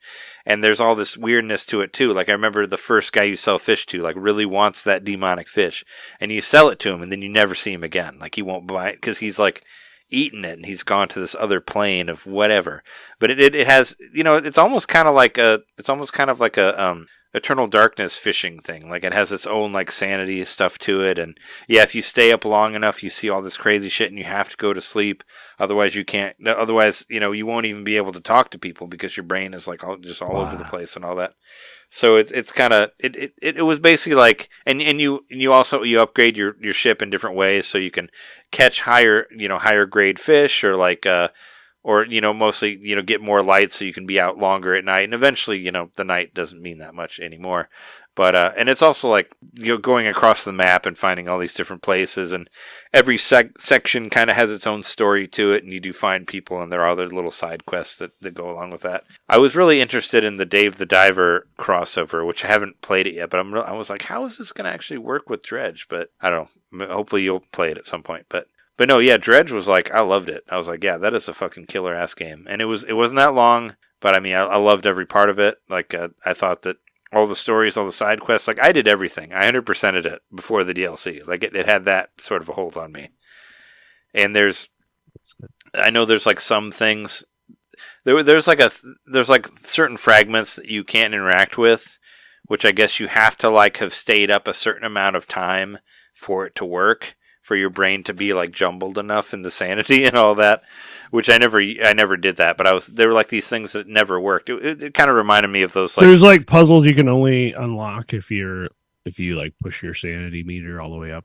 Yeah, I think it's a warp or something like that. But yeah, there was, it kind of reminded me of those, those treasure boxes in Chrono Trigger that you can't open until the second playthrough or whatever. I made it all the way. Well, you go to the future and you go to open it, and then it says something reacts. Are you going to open it? You say no. Then you go to the past, or no, you go to the past, it says something's reacting. Do you open it? You say no. Then you go to the future, you grab it, and it's like a powered up version of whatever's in the box. Then you go back to the present and you grab the original version if you want to sell it for. But isn't it like a new game plus thing? Like can't you No. like not do it? Oh, okay. Well, It's just if you like treat the black boxes correctly, you sure. get them to react in the past, go to the future, get the upgraded version, and then go back to the past and grab the original version. Well, regardless, it gave me that idea where it's like, this is the thing you can't use yet, or it's something that looks very intriguing, but you don't know how to use it. And I beat the game both ways, and I was like, well, what the fuck were these things? And they're like, oh, well, you have to let your sanity meter get to a certain point, and then you can use it. Like that sort of thing. You have to like stay up, and your mind has to be wherever, and then you can use it, I think, to warp to different parts of the map or whatever. But regardless, it was a really, really fucking cool ass game. And it had these different sections that you go to, and they're all completely different and all that, and they're very varied, and there's always different fish for each segment that you go to, and I just thought it was done really, really well. And yeah, I can't wait to play the DLC. But like I said, yeah. Definitely seems up my alley. I loved the demo. I played the demo all the way through. So, I mean, it's rare that I play all the way through a demo. Usually I just check it out for like 5 seconds and then... Yeah, I played through the demo too, and I was really disappointed that I had to play through that all over again when I bought the game. But I was fine with it because I liked the game so much that I wanted to like upgrade my shit. And I did fully upgrade my boat and yeah, and the story goes all over the place. It takes a bunch of different turns, and there's different like swerves that you're like all of a sudden, oh what? It goes a different way that you think. And yeah, it was a great game. It was definitely, it was like I said, it had my hooks. It had hooks in me. I was like, oh, a horror fishing game? Yes, sign me up, please. I love fishing game. I love horror stuff. So let's do it. So yeah, love that game. But we can move on from there. Well, speaking of lots of swerves and turns, my number 3 is F-Zero 99. It was genuinely like one of the best surprises of the year in gaming. And I mean, definitely the most left field surprise for sure. Like I said, it would never have been on my bingo card. I know there was some leaks leading up to it that there was going to be an F-Zero game or something. And then, of course, like we sort of just could have used our brains to be like, there's going to be another 99 game eventually. But to actually see it in the state it was at release and it to be based on the Super Nintendo version and not, some sort of like just generic looking like Unreal Engine, like 3D version. You know what I mean? Like it was just so great to see it in that 2D sprite version and still be so fun to play. And man, what a great game. So yeah, that's my number 3. F-Zero 99. Gosh darn it, you did it again, Nintendo. Higher than me, and I'm the resident F-Zero fan here. Oh, such a good game. It's so good. Yeah, you put like 30 hours into it, and no matter how long I played, it still says I've only played it for 5 hours. Nintendo, what? Come on, I've played it way more than 5 hours. Fuck you, you're wrong. No, it always says 5 hours. I was like, dude, I played it longer than that. I played it like 5 hours in one sitting. And you played the Grand Prix and everything, right? Like you played. Oh yeah, no, I've played everything the that's events available. And stuff. Yeah, yeah, I've done the events and the Grand Prix, and I still play. Maybe you're just such a big fan. They're like they want to screw me over. Yeah, it's going to some future F-Zero that they haven't made yet. Yeah, and then it's going to come out, and you're going to have 60 hours in it. Maybe. I just want them to put the fucking Game Boy Advance games on their fucking app. Just do it already, please. I agree.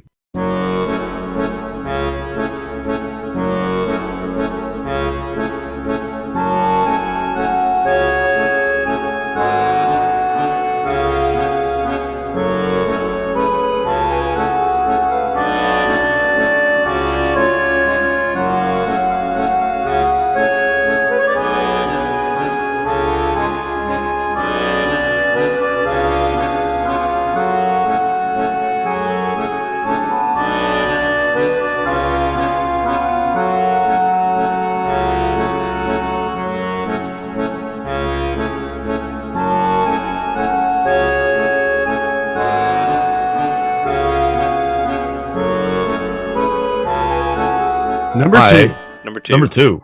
My number 2 is a game that I wished into existence. I made this happen. Oh, I know it. Oh, I forgot about this one. Say it, Jeremy. I mean, I feel like you've got some sort of like unique angle or some sort of like a thing that you want to do that's like, let's say it'd be like 3. What do they call it when it's like a unique thing you do to just be like attract attention to yourself? Would it be a gimmick? That's a gimmick. It's a gimmick. There you Gimmick go. special edition. I love this game. I called it my favorite NES game. I think it's. Surprised it's I not one. think it. I mean, you said that way before it was on the Switch. Yeah, I just remember. I had such a.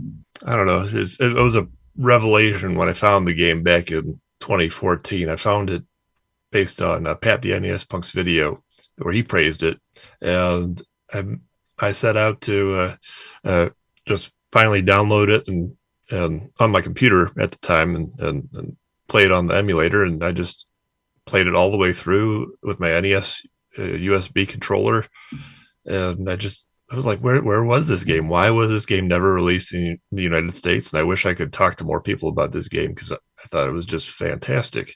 And it really pushed the boundaries of the NES. You know, it was a late stage NES game released only in Scandinavia and in Japan. And there wasn't much of a conversation around that game at that time. And going on into present day, I felt like this was one of the last hidden gems of the NES. You know, that's a term that's used a lot in retro gaming, and I wonder how much really there are hidden gems out there anymore. I feel like everything's been played to death, and now I think the mission is to take these games that are quote unquote hidden gems and make them available as widely as possible. Like with Maybe polish them a little bit. Put them polish them up, out for people Yeah. to see in the Polish museum. the gems. Yeah. give them a special edition. Mhm. Like Gimmick. And I think they did a great job. You know, it was never going to be like an A-list top one priority game for any publisher. But I think that what they were able to do with presumably limited resources was just to make the best game the best edition of Gimmick that they possibly could, the best edition that has ever existed. I mean, they really put a lot of love into it and made it a great $15 title. I think anybody should pick up. I mean, don't forget we all got codes for it, thanks to John. And we did do an interview with the publishers, which was pretty. Yeah, awesome. thanks to Bitwave Games for Super agreeing awesome. to do an interview with us. I thought that was a memorable episode, and I looked forward to doing it, and I looked forward to come up with the questions and just engaging on the subject of Gimmick. And so I felt grateful to them for participating and for giving us the codes. And aside from that, it's a great game. The core game that they gussied up for this special edition, it was already good to begin with. It was already great to begin with. I think anyone who plays it was going to discover, first of all, that this is it's a difficult game. There's no getting around that. That's maybe one of the first things you're going to experience. Is this game is hard. It's very challenging. But thankfully, they put in the rewind and the save states and all the modern standards to make it playable for a wider audience. So the second thing you're going to find is that this is a really polished game. Like there's all kinds of little hidden details at that for the NES era, the late NES era. I think it was pretty special. It was very forward thinking, like characterization of the enemies. The enemies will behave in certain ways that seem intelligent, such as there's one little snowman who's friends with a gerbil, and they won't attack you. You can walk right by them, but if you attack, I think it's the snowman, the gerbil will come after you. So that's something that Pat the NES Punk called out in his video. You attack the gerbil and the snowman just ignores it. Who's the better friend here? Maybe that's what I want to know. I don't know. Just those little things that they didn't have to take the time to put in, but they did. Back in 1994 in the NES era, they thought to give these little characters unique AIs in some way, basic AIs. Specifically 94 NES era. Those two phrases together are like, what? I mean, that's the year Donkey Kong Country came out, and it's going to be 30 years old this year. I don't know. It changed the course of 2D platforming, possibly. At least for a little bit. Yeah, and I think that I have to think that even back then, people who were there's a physics engine happening in Gimmick that's the kind of the fundamental basis of how it works, and that's good point. Probably the most impressive thing. That's also frustrating to me because at this point I feel like I'm playing an indie game that's got a weird physics, but it'd be better to think of it as like an NES game that pushed the physics engine. Yeah, I don't even know if I can't think if there was another NES game that had a real physics engine beyond, say, the simplicity of like, the puck moving around in ice hockey or something like that. Or, there's like movements with like we threw vegetables in Mario 2 or something, but that was just like a preordained like motion. A path. Yeah, and this one, so Not as there's complicated. the weapon is a star that forms on your head and you throw the star. Mm. But the physics comes into play because you can change the movement of the star based on how fast you're going and the direction of angle when you throw it. And so there's all kinds of strategy that comes into play where you use the star as a weapon to kill the enemies, or you can use it as an extra moving platform. You can throw it, run, jump on top of it, and ride the star across the level to get to secret areas. Mm-hmm. That's a little bit Tony Hawk in this little 8-bit platformer. So it's almost a little Portal. A little like tricks and puzzles and stuff like that, Yeah. trying to access certain areas with physics. Yeah. Well, then also like changing a reality to transport yourself. I mean, yeah, true. I can't say enough about this game, but I've talked about it a lot on the show, and it is currently on sale still. I think for $9, maybe for another day or two if this comes out in time. If it doesn't come out in time, spend the $15. It's a fantastic game. Gimmick Special Edition. Go get it. Yeah. alrighty, my number 2, which I do not feel like it's a number 2, even though when I take number 2s, I take them into water and they get flushed and they end up going out into the ocean. I'm talking about Dave the Diver, number 2. Dave the Diver, Soul Survivor. There it is. Dave the Diver, also known as Dan the Diver, because great friend of mine and Trey's, and new friend of John's. That's just how it goes. Came on the show and talked about Dave the Diver, and it was the person who recommended it to me eventually. Let's try that again. Recommended it to me at the first point, and then I eventually checked it out. And it was just another one of those games where I'm like, I don't know. I'm kind of scared to play this because it's gonna like suck my soul out of me. We're on 2. We're on 2, right? I said 2, right? Yeah, I think we skipped over Trey. You skipped me. It's fine. It's fine. Right. So just keep doing the Dave the Diver. I was like, wait, did we go back to 3? No. It's I apologize. No, don't worry about it. I skipped you earlier, so you skipped me later on the other side. Dave the Diver. Yeah, number 2, Dave the Diver. It's just it's a phenomenal game because it just takes a lot of things I love, and multiple games I played this year, non-Nintendo even, involve resource collection and making new things out of them and like building things out of them and doing this, that, and the other. The good thing about Dave the Diver was like it took something I loved about video games and then like combine it with something else I love, which is real life. I like real life. I love sushi and I love cooking. And I wouldn't consider myself to be anybody who's qualified to make good sushi, but You can play. You can live out. I your can fantasies. appreciate that as a thing because I won't lie. I ate enough sushi in college that I started like when I visited an aquarium, I'd be like, "Uh-oh, that's not cute. That's not a cute fish. That looks like a tasty fish." So like I started to think about fish like as food, like directly, and like I want to cut it up and eat it. Like sushi is just one of my favorite foods, and obviously it's something that needs to be prepared well. I've never actually tried to make it on my own. I've made like ceviche and I've done some like adjacent stuff, but I've never like made my own rolls with like raw fish in them or anything. But I still just love Dave the Diver because you go out and you like hunt these fish and then you make sushi out of them. You're not making them truly, like you're never actually doing that. You are You got the cook guy. Bancho, yeah. Yeah. Bancho or Boncho, I don't know. There's no dialogue in the game, but like no spoken word or whatever. But Poncho.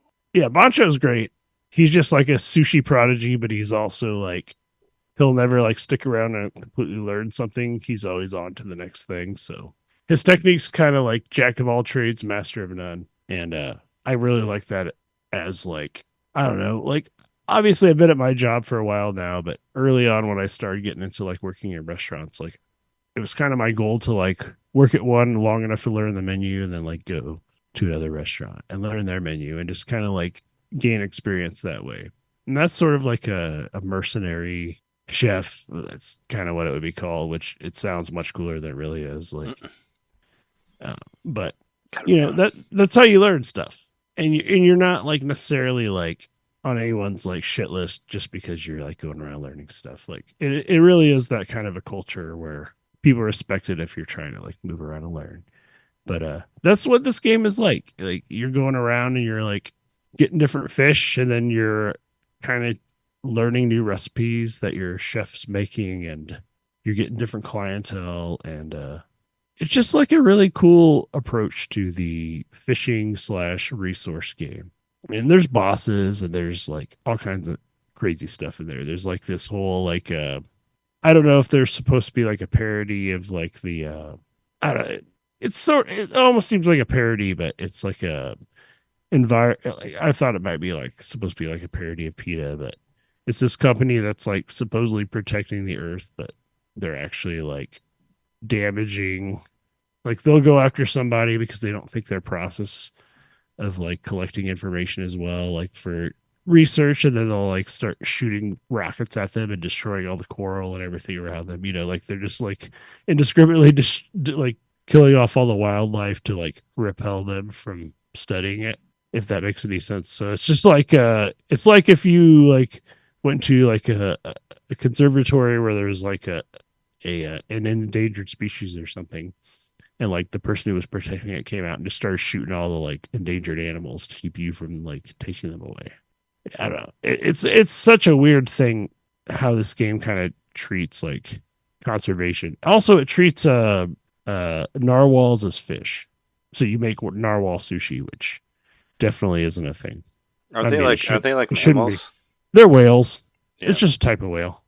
They got really long horns. Yeah, That's what I remember. They're often cited as being like the original like unicorn, and where the unicorn like idea comes up culturally, this animal with a long horn. But yeah, I got to put Dave the Diver at number 2 because it came on such strong recommendations, and I played it and I played it and I played it and I played the shit out of it. I played it until I had to just stop because I did all I could. I saw the credits, and then there was more. You probably could have. And I just was like, that's enough. I'm really interested about the Dave the Diver dredge stuff because I hope that they're making sushi out of the demon fish. I actually kind of want to play through Dredge before I play the DLC. That might be kind of a good thing to do. I mean, what's interesting is, I guess they can't. The main character can't show up because there is nothing that represents the main character. Like, but the one that shows up is is basically the beetle of Dredge. Like the lady that you will see, that you will sell fish to. She's pretty much like the shopkeeper. Yeah, she's the beetle of Dredge. Like she'll show up wherever you are. And then she showed up on Dave the Diver, and I'm like, well, that isn't as interesting as yourself showing up, but because I want to see like the demon sushi, like the demon fish sushi, and all the weird shit that happened in Dredge, like in Dave the Diver. But I have to play it longer, I guess, to get to that. But I think I know Jeremy's number 1, but I'm real curious about John's because I'm not sure. But we're not done with number 2 yet because I haven't done it yet. What's your number 2? We skipped you. My number 2. This one was actually lower in my list until I beat it, and then I realized how much extra there is to it. And this one, my number 2 is Pikmin 4 is my number 2. Pikmin 4 is the best Pikmin game of all time. Stop right there. Wow. Pikmin 2 was my favorite. Is this a telegraph or is yes, this full stop. No. Pikmin 4 is amazing. It's an incredible game. It was going to be. I knew it was going to be in my top 5 somewhere, but I beat it recently, and it's very similar to like we were talking about, like what Bravely Default, whatever. It has 1 credits, but then it keeps going. It's like here's the credits for the casuals, but after this, it's like, hey, there's more shit. But I feel like it's finally brought the Pikmin community together because I've heard podcasts talking about, like, you know, they're the people who love Pikmin 2, like me, you know, like the more relaxed version of it, or they're the people who love Pikmin 1, where they want like the more like fast paced, like arcade. I thought 2 sort of is thing. still not as relaxed. I don't know. Well, but two doesn't have like a certain amount of days that you have to do things. Like there's okay. That's what I'm talking about. But what was really, really cool is after you beat the game, spoilers, after you beat the game, you get a remake of Pikmin 1 in the game. and it's harder than the original Pikmin 1. So they're like, all right, so Pikmin 1, they gave you 30 days to collect all of your ship parts. Well, we're basically going to do that again, but we're going to cut it in half. Now you have 15 days to collect all your ship parts. And we're taking all of the things away from you that we gave to you in Pikmin 4, and we're taking it back to Pikmin 1. And there's a secret fucking remaster of Pikmin 1, or like a remake of Pikmin 1, hidden inside of Pikmin 4 after the credits, which I was like, that's amazing. And also, that's like a punch you in the dick version. Yeah, well, I mean, it's basically like, because the game ends when you rescue Olimar, because you're looking for Olimar the whole time. And once you find Olimar and rescue him fully, it ends. But it ends, but doesn't end. You basically, I'm going to say some Pikmin 4 spoilers here. You try to go back to your planet, but Ochi is getting sick in the ship. And they're like, wait, Ochi might die if we go back to where we're at. So we need to come back to the planet. We need to figure out how to heal Ochi. So that's how it keeps going. But then you go and you talk to Olimar, and Olimar's like, let me tell you about what happened to me. And then it cuts to the remake of Pikmin 1. And I was like, wait, what? Holy shit, that's amazing. Like, I didn't know. He's like, let me retell you. And then it starts a whole nother game. And you can do like day by day. You don't have to play it all at once, but you can just talk to him and be like, all right, well, what happened next day? And then it'll go to your save file, and then you go back to the remake of Pikmin 1. But there's so much strategy to it, and I feel like if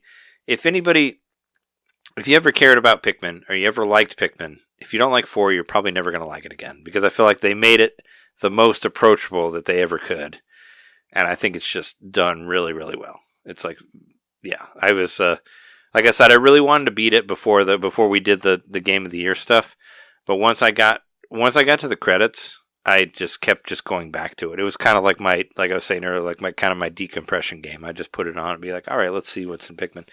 But once you get past the credits, it gets a lot harder. And I've seen reviewers saying like Pikmin doesn't start until after the credits. I've seen people say that even, like Pokemon, where it's like the Monster Hunter. The most interesting stuff is the post game things. Yeah. But I did some pretty cool shit. Like there was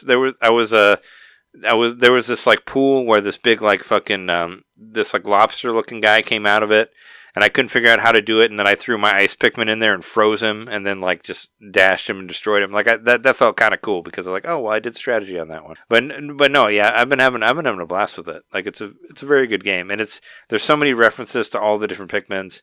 And when they did the first credits, you saw Louie running around, and I was like, oh wait, that's Louie, because in Pikmin 2, when it ends, you have to go back and find Louie, and spoilers, Louie ends up being like the villain of the game. You have to fight Louie at the end of the game of Pikmin 2.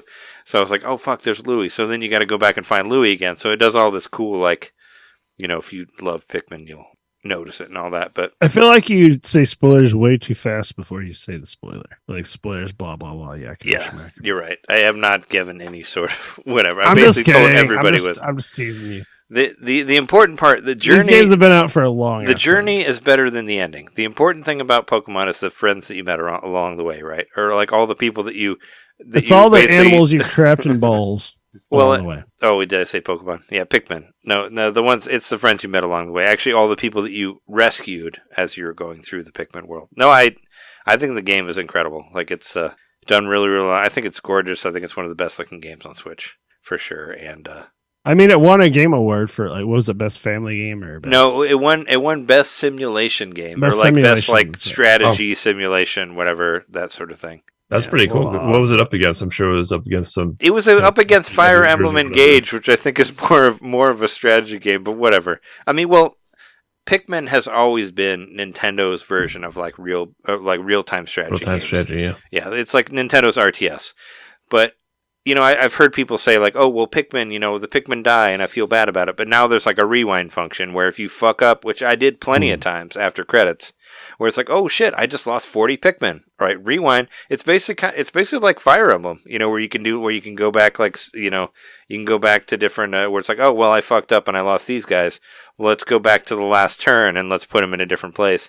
Same sort of thing, where it's like, all right, well, I'm trying to go down this tunnel, and this guy's throwing rocks at me, and it's destroying all the Pikmin with me, so let's try to figure out a way to do that. So you can bring it back, whereas like on Pikmin 2, I would just like restart the game, and then go back to the beginning of whatever floor you were on on like the caves, the dungeons, or whatever as I would call them, and then do it that way. But it's I feel like they've done everything that they wanted to do to try to make it playable for everyone now. It's like everyone who doesn't like Pikmin, all right, well, here we have this, we have this, we have this. So it's like the most approachable Pikmin, but it's really, really good. And I mostly, you know, that's the one that I just want to keep playing, you know, over and over and over and over again. I play It's a on great game. eventually. I think we all played the demo at least. Yeah, all of us played the demo. I mean, it's on the level, this is how I feel. It's like Pikmin 4 is kind of on the same level as like Luigi's Mansion 3 is, where it's like, this is an incredibly brilliant game that doesn't have Mario or Zelda on it or whatever, that maybe people won't understand its brilliance unless you actually play it all the way through. That's what I'm saying. It's kind of on the level of like the Luigi's Mansion stuff, where it's to the side, but the people who played it, they know that it's maybe good. like a Captain Toad. Or Yeah. like Well, yeah, sort of like that too. But if you played Pikmin 4, I mean, you know, you'll be like, oh yeah, no, I get it. Like the people who, you know, like those type of games. But yeah, it ended up meaning much more to me in the end. And yeah, it keeps going and going after the credits. I mean, it gets much harder, and yeah, and the Dandori of it all. But no, I really, really enjoyed the game a lot. There was a time where every time I brought my Switch over, that's all my nephew would want to play. In fact, he wanted to. Was Pikmin? Even was Pikmin 4, yeah. Oh, He loved wow. the demo. Okay. He loved the demo. You know, kids will play a demo to death and then just play it again and again. That's what you like to do. I did buy I bought Pikmin plushies for my niece for Christmas because I saw she put a lot of time into Pikmin 4, and I was like, oh shit. Well, you know, because I was like, normally I buy her like Zelda shit or Pokemon stuff or whatever, and I was like, well, let's get some Pikmin stuff. So, but yeah, but it was, yeah, I wanted to. It was one of the things I really, really liked it, and then other stuff came out and distracted me. But I really wanted to come back to it, and then when I came back to it, it was one of the things I just kept coming back to over and over and over again. It really just got its hooks in me, and I was like, holy shit! Like, there's a lot. I feel like they did as much. I mean, I'm really surprised to see what, if there is a Pikmin 5, like what that is, because I feel like they did so much to just like flesh out the whole idea of it. Like, because we got the Dandori battles, and then we have, you know, there's just so much to it. Like, there's so much extra shit that wasn't in the other ones. So, yeah. And in the end, I just, I loved it. One of my favorite games of the year. I think I was originally going to have it at like 6 or something like that, but the more I played it, the higher it kept just like climbing up my list, and I was like, fuck it. I'm putting it at 2. Pikmin 4. Yeah.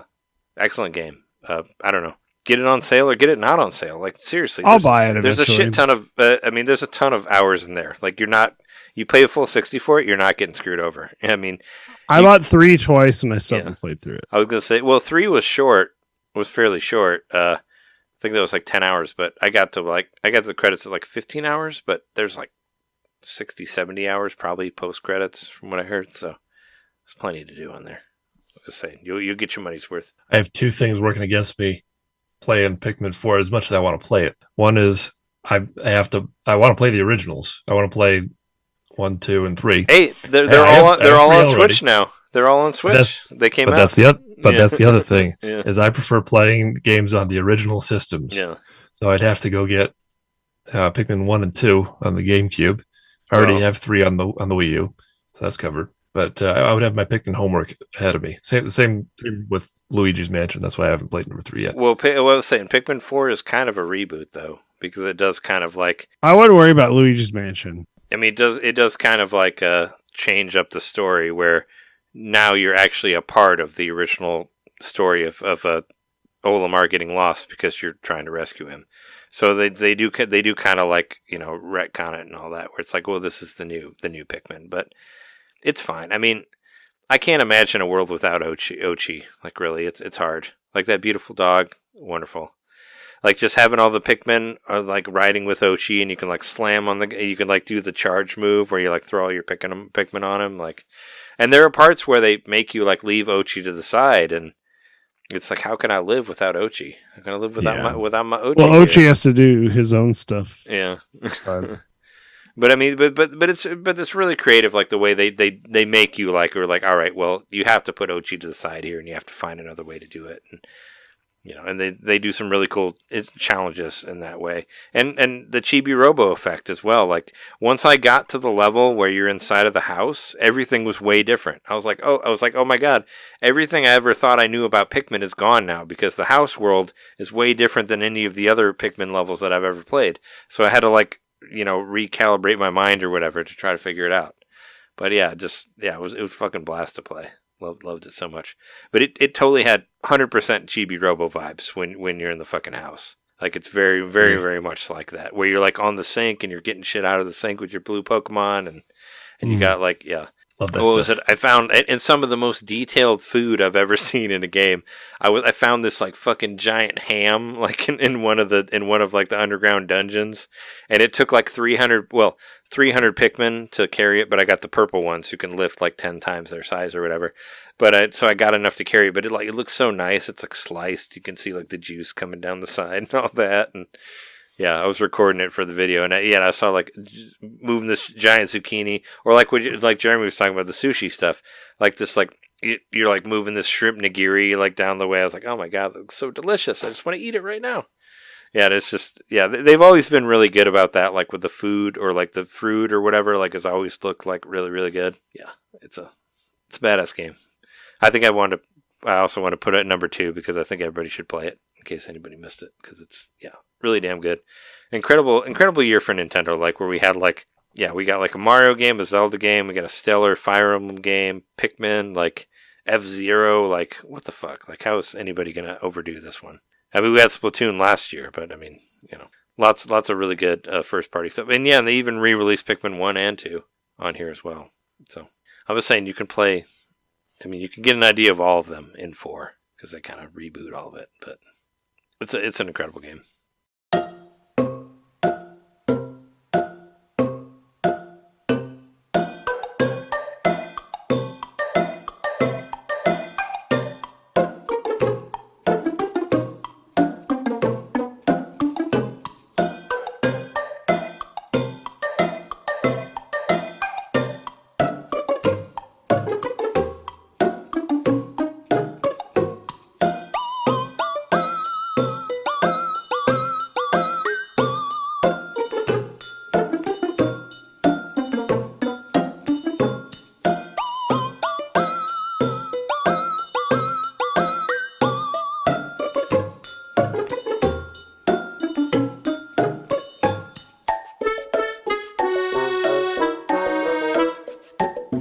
Number 1.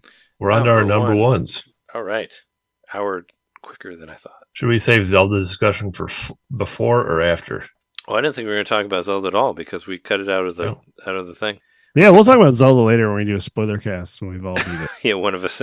True. One of us beat it. The other 2 of us have to beat it. I said I was going to beat it by the end of the year, but I was like, but it doesn't matter because we're cutting it out of the top 10 of the year. So I was like, I don't need to beat it. But yeah, hopefully we'll talk about it sometime. All right. Well, moving on to our number ones. That's not actually number 1 because Zelda's number 1.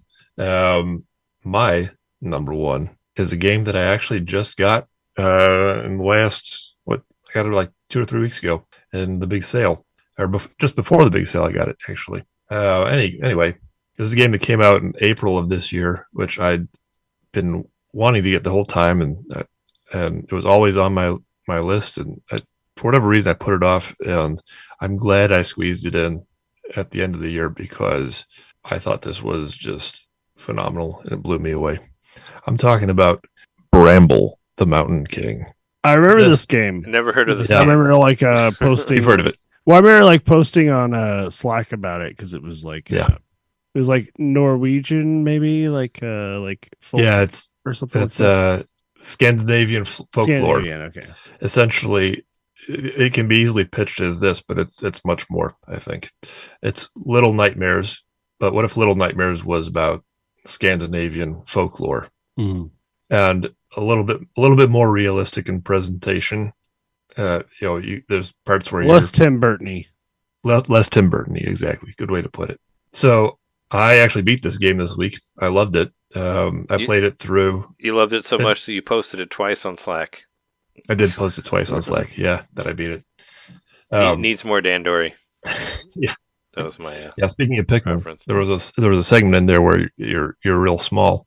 Well, you're real small throughout the whole game, but there's one part where you're walking through grass and these little Pikmin type creatures with dandelion puffs on their heads Oh, okay. Yeah, around I couldn't yeah. understand what it was. I was looking at it on my phone. I was like, "Oh, are you saying it's like Pikmin?" Just I was 'cause it thinking it was that looks game, pretty. but I didn't realize there was like animal companions.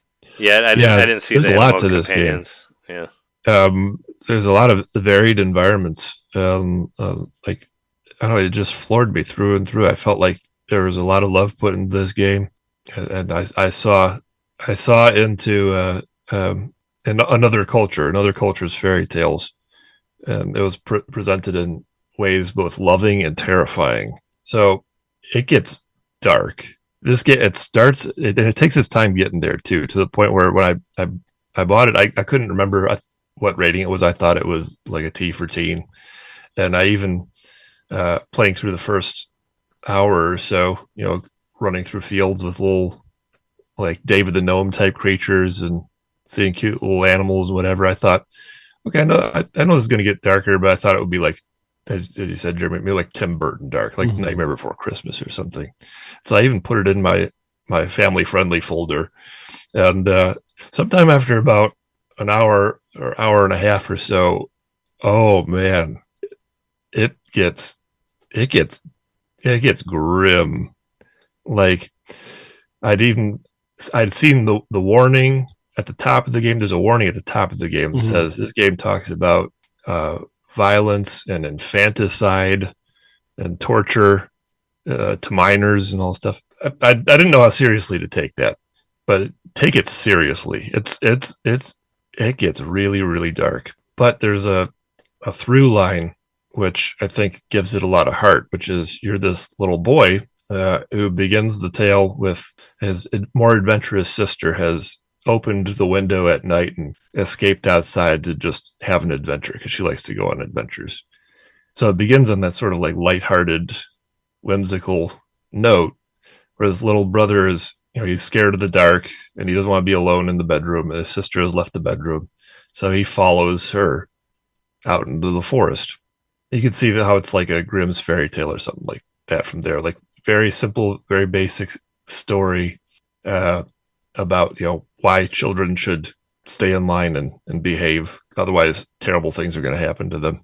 And boy, terrible things do happen to these children. That's it gets from the top where you're walking through the fields and all that stuff. Within the next hour or so, you're walking through like blood and guts and intestines, and you're hearing screams of babies that are being tortured and murdered, and it gets really, really dark like that. That's enough on how dark it gets. I think I painted the picture. Well, I tried to look at it on the Nintendo eShop, and it automatically asked for my birth date. So it was that far. I was like, why can't I find it? It's like, oh, what's your birthday? I was like, oh, okay, you're that. Yeah, if you look at the descriptions, you'll see they warn you that yeah. So if you don't like that kind of thing, I guess maybe stay away. But I would encourage you to give it a try if you can stomach that kind of stuff, because I think, like I said, it's actually a very heartfelt and moving story. And there's points where it goes in the exact opposite direction, few and far between, but effectively so, to where there's like moments of real beauty in there. At one point in particular, after you played it, you'll know what I'm talking about. My jaw just dropped, and I said "wow" out loud before I even realized I was saying "wow" out loud, sitting by myself playing a video game. Yeah, the art direction in this is really fantastic, and the music has that like folklore fairy tale type vibe to it, but then they do different things where they'll add a little bit more modern twists, like especially toward the end, taking familiar classical songs and just doing something different, bigger, badder, to really surprise you. The boss battles were fantastic. Like every boss battle that I encountered was something new and creative, different from the one that came before it. And the final boss battle, maybe among my favorites ever. It took me a long time to beat the final boss, but it was like fair and challenging. It wasn't difficult or anything.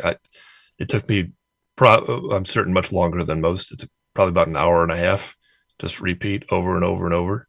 But I had so much fun with it the whole time. I didn't set it down and like go take a break and get frustrated, whatever.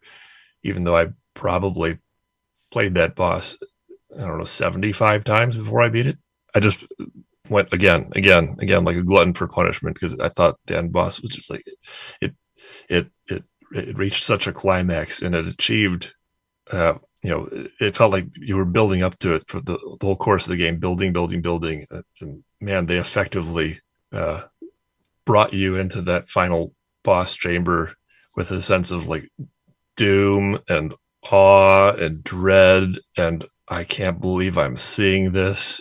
And wow, it felt like a climax to a game, like among the best that I've ever seen. So, yeah. And I did want to mention too, because you mentioned the Chibi Robo effect. That's all throughout this game. If you like games like that, where Are you inside of a giant house? A little tiny person running through a field, and essentially your character is in a land of giants.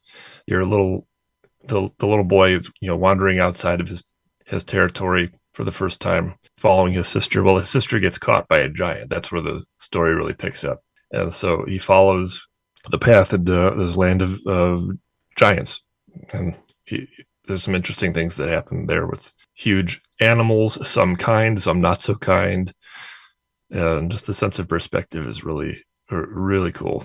Yeah, I loved this. I loved this game, and there were a few hiccups on the Switch. Over Gimmick. I still can't believe it. Over Gimmick. I figured Gimmick would be your number one. I was actually surprised as well, but also this game, I don't know. I remember sharing it on the Slack and you being like, "Whoa, that's cool." I don't know. It seemed like you really liked it. Yeah. I think Gimmick. I love the NES game, and I'm so grateful to have it on the Switch. I think that this one just like I don't know, just edged it out. That's all. It came in at the right time. I played it at the last moment. I thought to myself, am I selecting it as number one because it's the most recent game that I really enjoyed? Or is this really the best one besides Zelda that I enjoyed all year? I think it is. I think it's top of this list with good reason. And I would encourage anybody who likes certainly Little Nightmares, but also Limbo and Inside. It's right at home with those games. And it's on sale. It's 50% off. Yeah, maybe till this comes out, depending on. It says till Friday, so maybe. Well, the patrons will know about it, but I don't know. What's the name of that game again? Bramble the Mountain King. Bramble Blast. Bramble the Mountain King. Yeah. I'll say so. The performance was on the Switch as far as technical aspect. It was great overall. There's a couple hiccups I noticed. It froze once. I gotta say that, and then there were some graphical, I guess glitches here and there, but nothing terribly distracting or whatever. But if that's a concern to you, maybe get it on Steam or on PlayStation. But if Switch is your preferred console, I had no problem with it really. But it was just something to mention. Yeah, beautiful game, loved it, and I beat it yesterday, and then today I probably spent 2 or 3 hours just looking at YouTube reactions, reviewing the final boss again for another hour or so, just watching it over and over. Yeah, I'm going to keep going back. I don't even know how many times I played the final boss in Metroid Dread. So. Oh, you did after you beat it, just to go back and be like, hey, I know how to beat you, fucker. I'm just saying how many times it took to beat it. I'm saying before I finally won. Oh yeah. Well, you said you went back and played it again, like just because I did. I do it a few times. I rambled on enough. Well, I think blast on number one. I mean, I'm pretty sure I know what Jeremy's number one is, and both of you probably know what my number one is. I know your number one is. So, because there's a game that maybe one other person mentioned that Jeremy did not mention yet. And what game is that? Is it something that might have to do with stuff in the stars and maybe a wet area that you would have to boat over or something? Oh, are you talking about me? Yeah. Yeah, my number one game is Sea of Stars. I thought that was... Number one. I'm surprised. Yeah, and it's funny because you didn't even play it on Switch, but it doesn't matter. It's a Switch game. Well, it doesn't matter. Yeah. The reason I didn't play it on Switch is because I got it for free. Well, it was free on PlayStation Plus. It was also free... Well, I guess it was kind of free for me because I Kickstarted or whatever. It wasn't free. You paid for it. Well, but when it came out, you didn't have to pay for it again. The past me got it for me, so the future me thought it was free. But yeah, no. But a wonderful game. giving you a hard time. I want to quickly dispel. It looks like Chrono Trigger. It plays like Mario RPG. It definitely does. Yeah, a whole You're lot of you're action going commands. to like keep seeing Chrono Trigger type visuals everywhere. You're going to keep feeling like that's visually what you're playing, and if you just posted screenshots, that's what people are going to think. Nah, this game's way more like Mario RPG. It's way more and way more complicated too in that regard. Like, just each of the attacks have their own specific it's like Mario RPG, but it's just I don't know. It's a little more complicated, but I loved it. I loved the story. I loved the lore. It was really cool how the two main characters were sort of like vapid and they remain that way. Like all the people they meet along the way are the ones that matter. The main character doesn't really matter at all. And so you can choose to play either of the main characters as your main when you start. It doesn't really matter, but they are just kind of like vessels for the story to progress. And I mean, even in the town, they're like, oh, these are the solstice children or whatever. And I just kind of like that. Like, there's never any sort of like, let's find out our purpose. Like, nope. There's just these kids that showed up. They're the solstice kids, and the other characters matter way more. And I love that. I mean, I love games that are built that way. And this game plays really nice. I found it really refreshing that I couldn't just grind to beat stuff. Like, I really had to just learn how the mechanics worked and equip my characters correctly and utilize them correctly. And it took some trial and error, but eventually I got through it. I beat it, and I don't think I got 100%. I think there's some more I can do post game that I haven't done yet, but I saw the credits, and for me that was enough for the time being. Yeah, And you Sea played of Stars was my game of the year for sure. And I actually, one of the things that kept me playing early on was I wanted to find our name in it. So once I got to that crypt, I was like, all right, I'm going to go there. Oh, there's so much space. There's so much. Oh yeah, I sent you the coordinates for I had to that. get coordinates. Yeah. Yeah, because there's a lot of them. There's a lot of graves in there. But I mean, you found it. I didn't get that far, but yeah.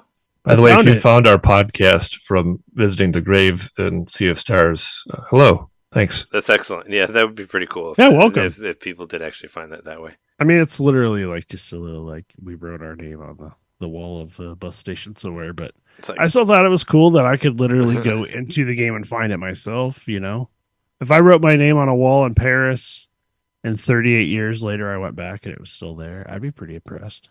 And that's not quite what happened here, but at the same time, Trey backed this on Kickstarter or whatever years ago. But we knew we liked Savage. I think it was like 2020 when I did it, like pandemic time. It was 2020, yeah. Yeah, like we knew we loved the studio. We had given Game of the Year to Messenger as a podcast. That's true. In fact, the studio retweeted us. Yeah. And said, "Thank you for giving us Game of the Year." Like, it's just amazing that, all these years later they were getting this huge like game award. Like, what was it? Best indie? Was it? I can't remember what. I think it was, wasn't it like best? I think it was best indie. No, I think you're right. Right? And it was something like that. I mean, it was a pretty big award, and it really legitimized this team like that made these great games. And yeah, this game's great. Like, just don't, like, not to say Chrono Trigger isn't a great game. I love it. It's my favorite game of all time, in fact. But this game develops that formula further and makes it more action based, in spite of it being a turn-based game. So for whatever, if that means anything to you, you got to check out Sea of Stars. And if you have a PlayStation Plus membership, you can just play it.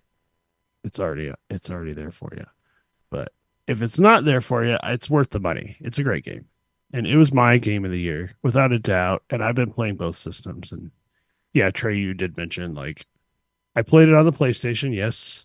Coming clean, I did. But it doesn't matter. Yeah.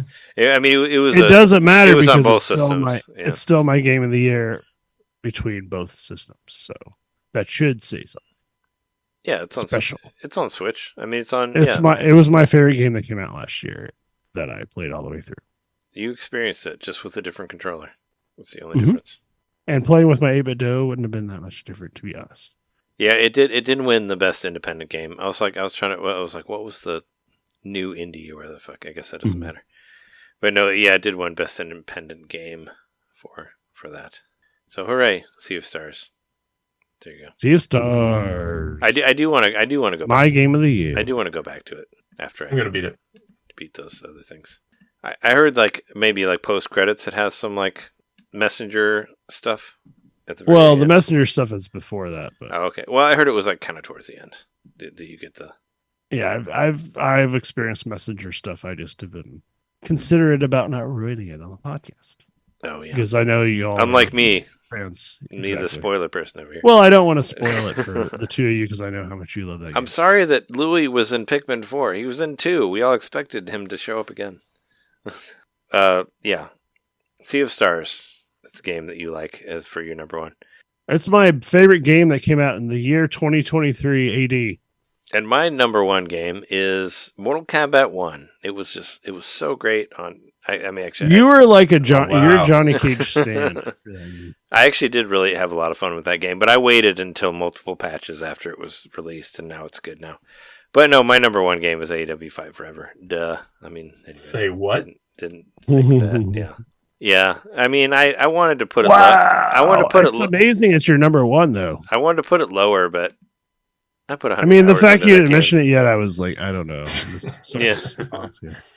If it wasn't my number one, Pikmin 4 would be. But no, yeah, AEW is my number one game, so that means that our tallies with when you add all the monies up here, that means that AEW Fight Forever is NintenDomain's game of the year, is what it means. Because AEW Fight Forever has 19 points, because it's on number one for me, it was number 9 for Jeremy, and it was number 4 for John. So it has, am I correct on those? Mm-hmm. So it has 19 points. So it's the number one game for NintenDomain is AEW Fight Forever. Wow. Besides Zelda. Yep. Yeah. Well, yeah. But I'm gonna totally tag Ziddy and Ukes and all those fuckers. And Tony Khan, coming for you. All of you. I'm tagging all of you. Let you know that it's our number one game. As a podcast, it is the number one game. Number one game, yeah, without Tears of the Kingdom. But our number two game is Sea of Stars. Is number 2. So there you go. Yeah, sabotage. Coming in with 16 points from Jeremy having it at number 1 and John having it at number 5. 16 points. And number 3 is Super Mario Wonder coming in at 15 points with Jeremy having it. Oh, well, you had it higher, right? Jeremy had it at number 3. I had it at 4. And John, oh no, you had it at 4 and John had it at 3? Yeah. Okay. So yeah, 3 and 4, 15 points. That's number 3 is Super Mario Wonder. And tied for 4th/5th place is Vampire Survivors and F-Zero 99. Hell yeah. So there's our top 5 and everything else. I mean, that's sort of the median there you of go. the year, though, right? Yeah. F-Zero, 99, and Vampire Survivors. That's the stuff I just go back to when I'm not playing other stuff. Yeah. And then everything after that is like, Bramble Bullshit. King. Well, Bramble Actually, King haven't worked out. I would say Bramble King has 10 from John, and then we have like Mr. Gimmick and Pikmin and Dave the Diver like after that, so on and so forth. Were you going to say something? I was gonna say, yeah, we got a 3-way tie for 6 with Pikmin, Dave, Diver, and Gimmick. Number 7 is Dredge. Number 8 is Sonic Superstars. Well, actually, no. I'm surprised Sonic Superstars isn't higher up because it wasn't on your list, was it, Trey? Well, sixth place. No, and I mean 6th place is Bramble King because Bramble King's 10. So, I got my math wrong. so Pikmin 4, Dave the Diver, and Mr. Gimmick are tied for 7th place. Gotcha. Yeah, and then you have Dredge after that coming with 8, and then you have Sonic Superstars. Don't forget about Dredge. Flip the numbers around. Yep. There we go. Nowadays, everybody would talk to the guys. Forgot about Dredge. Yeah, and well, so Sonic Superstars was on my list. It was number 7 because 7s are good games, and that's that. There it is. That is our list, and there you go. That is Solid list. That is like the final list that we have for 2023. So That's you got true. any like additions? Doesn't matter. That's our final list. So turned the don't page even already. ask. Mhm. Don't even say. Get This out is of the the past. fine. And We're if you fine.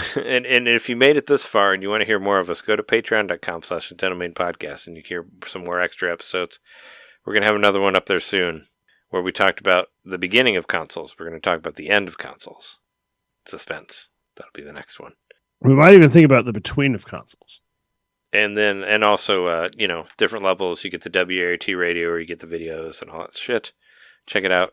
And twitch.tv/NintenDomain podcast every Monday at 11:30 if you want to watch us play NintenDomain's #1 game of the year, AEW Fight Forever. Get on Twitch and watch that. And you can also watch it on YouTube at youtube.com/NintenDomain podcast. It's there too. It will be posted right after we post the Twitch thing. After we do the Twitch thing, check it out there. But yeah, thanks for listening to our annual Game of the Year 2023 episode. I've been stressing about it all week, but we finally got it done. But yeah, thanks for listening. We've been your hosts. I'm Trey Johnson. I was stressing all the week, but my name's Jeremy Bukowski. I'm cool as a cucumber. My name is John Knitter. Those cucumbers look great in Pikmin 4. Thanks everybody for listening. See you next week. See you in Vegas.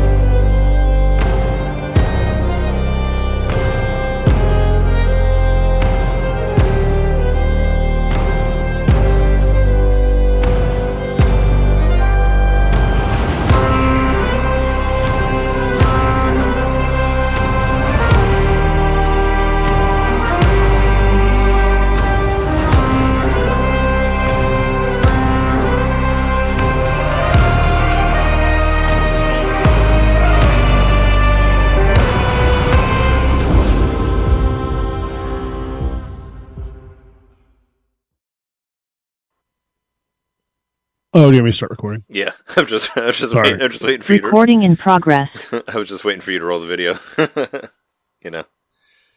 Just waiting for that name, for the noise, for the lady on there, the recording lady.